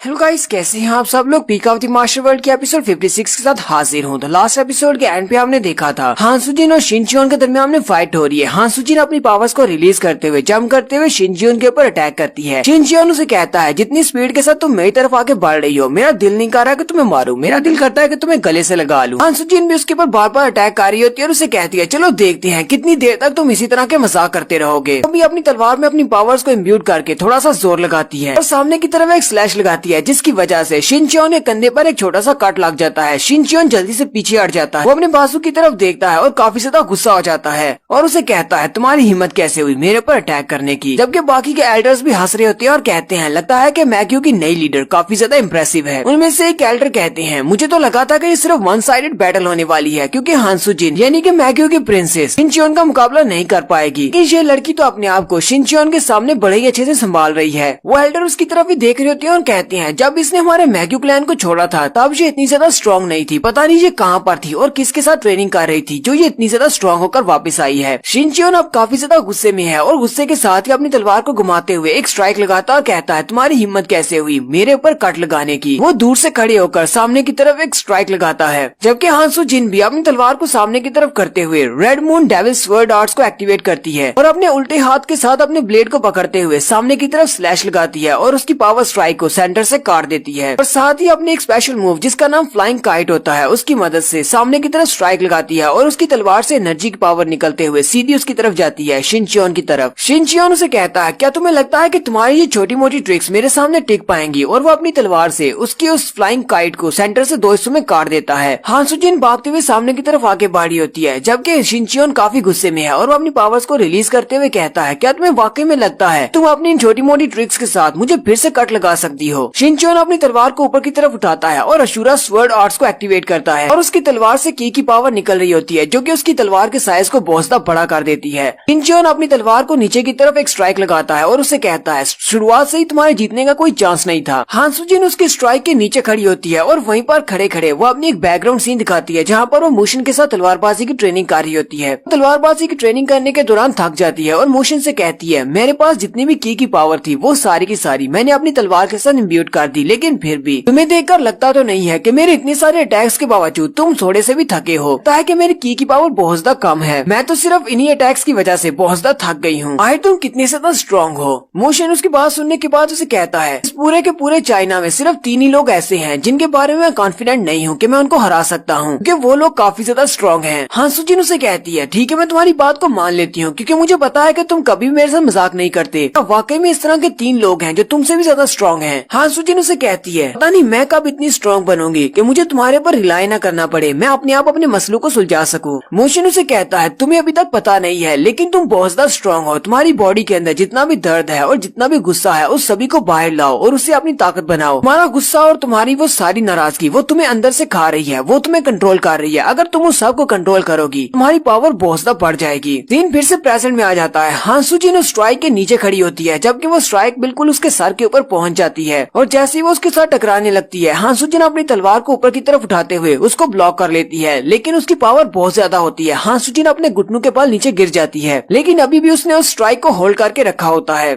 शिनचियोन उसे कहता है, इस बात से फर्क नहीं पड़ता चाहे तुम कितनी ही स्ट्रॉन्ग क्यों ना हो गई हो, तुम मुझसे नहीं जीत सकती। हान सुजिन को उसकी स्ट्राइक को रोकने में काफी ज्यादा मुश्किल हो रही होती है, लेकिन उसकी बातें सुनने के बाद वो थोड़ी सी पंप हो जाती है और उसकी आंखें फिर से चमकना शुरू हो जाती है और उसे कहती है, मैं पहले वाली वो प्रिंसेस नहीं रही, मैं पहले से बहुत ज्यादा बदल चुकी हूँ। और उसके ब्लेड के अंदर और भी ज्यादा ऑरा चमकना शुरू हो जाता है। ये देखकर तो शिनचियोन भी काफी ज्यादा हैरान हो जाता है। हान सुजिन जो कि पहले अपने घुटनों के बल गिर गई थी वो फिर से उठकर खड़ी हो जाती है और एक जबरदस्त चीख मारते हुए उसकी स्ट्राइक को उसी की तरफ वापस भेज देती है। वहाँ पर एक जबरदस्त धमाका होता है, वो धमाका दूर से पैलेस के अंदर दिखाया जाता है। दूसरी तरफ मुशिन की फाइट का सीन दिखाते हैं। मुशिन ने माजंग की जंजीर को अपने हाथ में पकड़ा होता है और वो उसे अपने हाथ से पकड़कर अपनी तरफ खींचता है। माजंग अपने हाथ को सीधा करता है और ग्रैप्लर टेक्निक को यूज करते हुए मुशिन के ऊपर अटैक करने लगता है, लेकिन मुशिन उसकी उंगलियों को अपने हाथ में पकड़ लेता है और साथ ही उसकी उंगलियां तोड़ देता है और उसने अपने दूसरे हाथ से माजोंग के गले से पकड़ा होता है और उसके गले को दबा रहा होता है। उसी वक्त वुल्वरीन आगे बढ़ता है और मुशिन के ऊपर अटैक करता है, लेकिन मुशिन अपने हाथ से उसके पंजे को डिफ्लेक्ट कर लेता है और फिर उसके चेहरे पर एक जबरदस्त पंच मारता है, जिससे उसके चेहरे से और मुंह और नाक से ब्लड बहना शुरू हो जाता है। मुशिन ने अपने दूसरे हाथ में माजोंग को पकड़ा होता है, वो उसे गले से पकड़ते हुए वुल्वरीन के साथ पटका कर मारता है और वो दोनों ही पीछे की तरफ गिर जाते हैं। डैम में एक दूर बैठा ये सब कुछ देख रहा होता है। डैम्बे कहता है हालांकि मैं सब कुछ अपनी आंखों से देख रहा हूँ, लेकिन भी मुझे इस बात पर यकीन नहीं हो रहा। चाहे दुश्मन का फाइटिंग स्टाइल कोई भी हो, लेकिन ये वाले सर तो उनके सामने बिल्कुल इनविंसिबल खड़े हैं। इस बात से फर्क नहीं पड़ता कि सामने वाला कौन से वेपन्स को यूज कर रहा है, ये सिर्फ अपने हाथों से फाइट कर रहे हैं और इनकी सांस भी अभी तक नहीं उखड़ी। माजोंग गिरने के बाद फिर से उठकर खड़ा हो जाता है और वो अपने दूसरे साथी की तरफ देखता है और उसे कहता है जल्दी से उठ जाओ चिल्डू, तुम अभी तक यहाँ पर क्यों गिरे पड़े हो। जैसे वो आगे बढ़कर उसकी तरफ देखता है तो चिल्डू मर चुका होता है। इस बात से माजोंग काफी ज्यादा घबरा जाता है। मोशिन माजोंग से कहता है तुम्हारा वो लीडर बहुत ही जल्दी हारने वाला है और जब वो मर जाएगा तो उसके मरने के बाद तुम्हारे जैसे लोग जो कि शिनचियोन को अपना लीडर मानते हैं उन सब का क्या होगा, ये सब कुछ तुम अच्छी तरह से जानते हो। माजोंग मोशिन के सामने अपने घुटने टेक देता है और मोशिन से कहता है प्लीज मुझे मारना मत, मैं तुम्हारे सामने अपनी हार मानता हूँ, मेरी जान बख्श दो। मोशिन उसे कहता है क्या वाकई में तुम मेरे सामने हार मान रहे हो, तुम अपने लीडर को छोड़ दोगे, इस लीडर के लिए तुम यहाँ पर फाइट कर रहे थे, अब अपनी जान को बचाने के लिए, ये तो गद्दारी हुई। यहीं पर डैम्बे की एंट्री होती है। डैम्बे मोशिन से कहता है सर माजोंग को बिल्कुल भी जिंदा मत छोड़ना, माजोंग एक बहुत बड़ा कमीना है, ये हमारी प्रिंसेस के साथ बिल्कुल भी अच्छे से पेश नहीं आता था और उन्हें हमेशा ही मारता पीटता रहता था, इसलिए मैं चाहता हूँ कि तुम इसको बिल्कुल भी ना छोड़ो, इसको यहीं पर मार डालो। माजोंग डैम्बे की बातें सुनने के बाद और भी ज्यादा घबरा जाता है और मोशिन से कहता है प्लीज मुझे मारना मत, तो वो सब कुछ करूंगा जो भी प्रिंसेस मुझे करने का कहेगी, मैं उससे माफी मांगूंगा, चाहे मुझे उसके पाँव में क्यों न गिरना पड़े। मोशिन उसे कहता है चलो ठीक है मैं तुम्हें जिंदा छोड़ दूंगा, लेकिन मेरी एक कंडीशन है, तुम्हें मेरे एक पंच को बर्दाश्त करना होगा। और साथ ही मोशिन उसके सर में एक पंच मारता है, लेकिन मोशिन का पंच काफी ज्यादा पावरफुल होता है और उसकी खोपड़ी टूट जाती है और वो वहीं पर मर जाता है।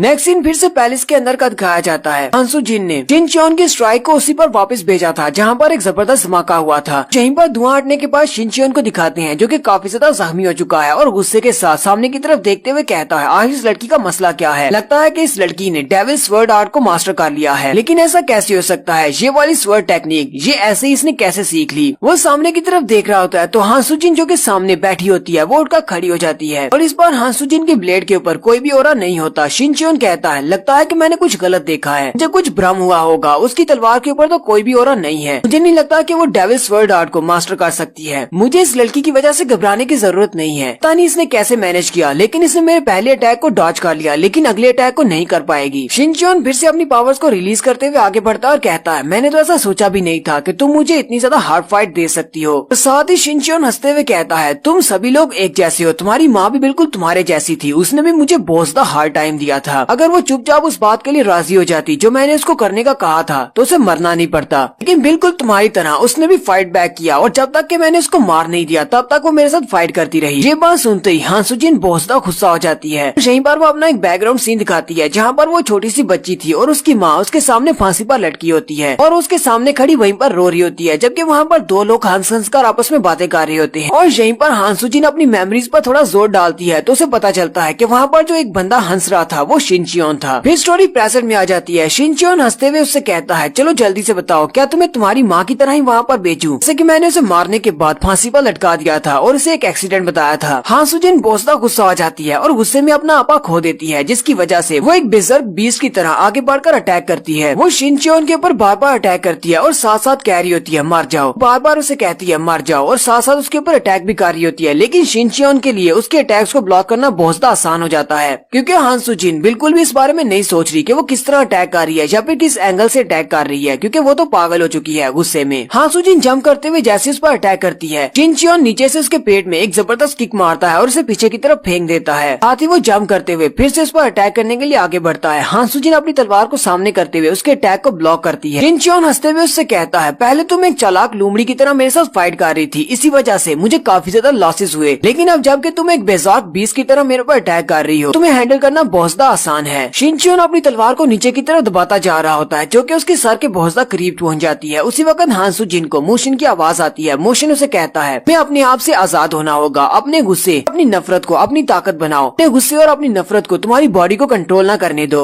मोशिन और डैम्बेग वो दोनों भी अपनी फाइट को खत्म करने के बाद वहीं पर छत पर आकर खड़े हो जाते हैं और इस फाइट की तरफ देख रहे होते हैं। हांसू जिन अपने आप को आजाद कर लेती है अपने गुस्से और अपनी नफरत से और उसे अपनी पावर बनाती है, जिसकी वजह से उसकी काफी सारी पावर रिलीज होती है। शिनचियोन भी देखकर काफी हैरान हो जाता है क्योंकि हांसू जिन की जो स्वर्ड होती है उसके ऊपर उसका ऑरा निकल रहा होता है। इसी बात से तो शिनचियोन पहले भी घबरा गया था। डैम्बेग भी देखकर काफी हैरान हो जाता है और कहता है ये तो हमारे डेविल ब्लड आर्ट्स हैं, क्योंकि मोशिन हांसू जिन की तरफ देखकर हल्का सा मुस्कुरा देता है। हांसू जिन अपनी पावर्स को रिलीज करने के बाद अपनी तलवार को घुमाती है और उसके साथ एक जबरदस्त स्ट्राइक निकलती जाती है। उस एनर्जी के साथ साथ शिनचियोन भी पीछे की तरफ गिर जाता है। उसके गिरने के फौरन बाद हांसुजी ने अपने एक और स्पेशल मूव जिसका नाम मूनलाइट डेथ स्लाइस होता है उसको यूज करते हुए एक स्ट्राइक लगाती है। उसकी तलवार से फिर से एक एनर्जी फोर्स निकलती है जो कि सीधी शिनचियोन की तरफ जाती है। शिनचियोन अपनी तलवार को सामने करते हुए उसको ब्लॉक करता है और कहता है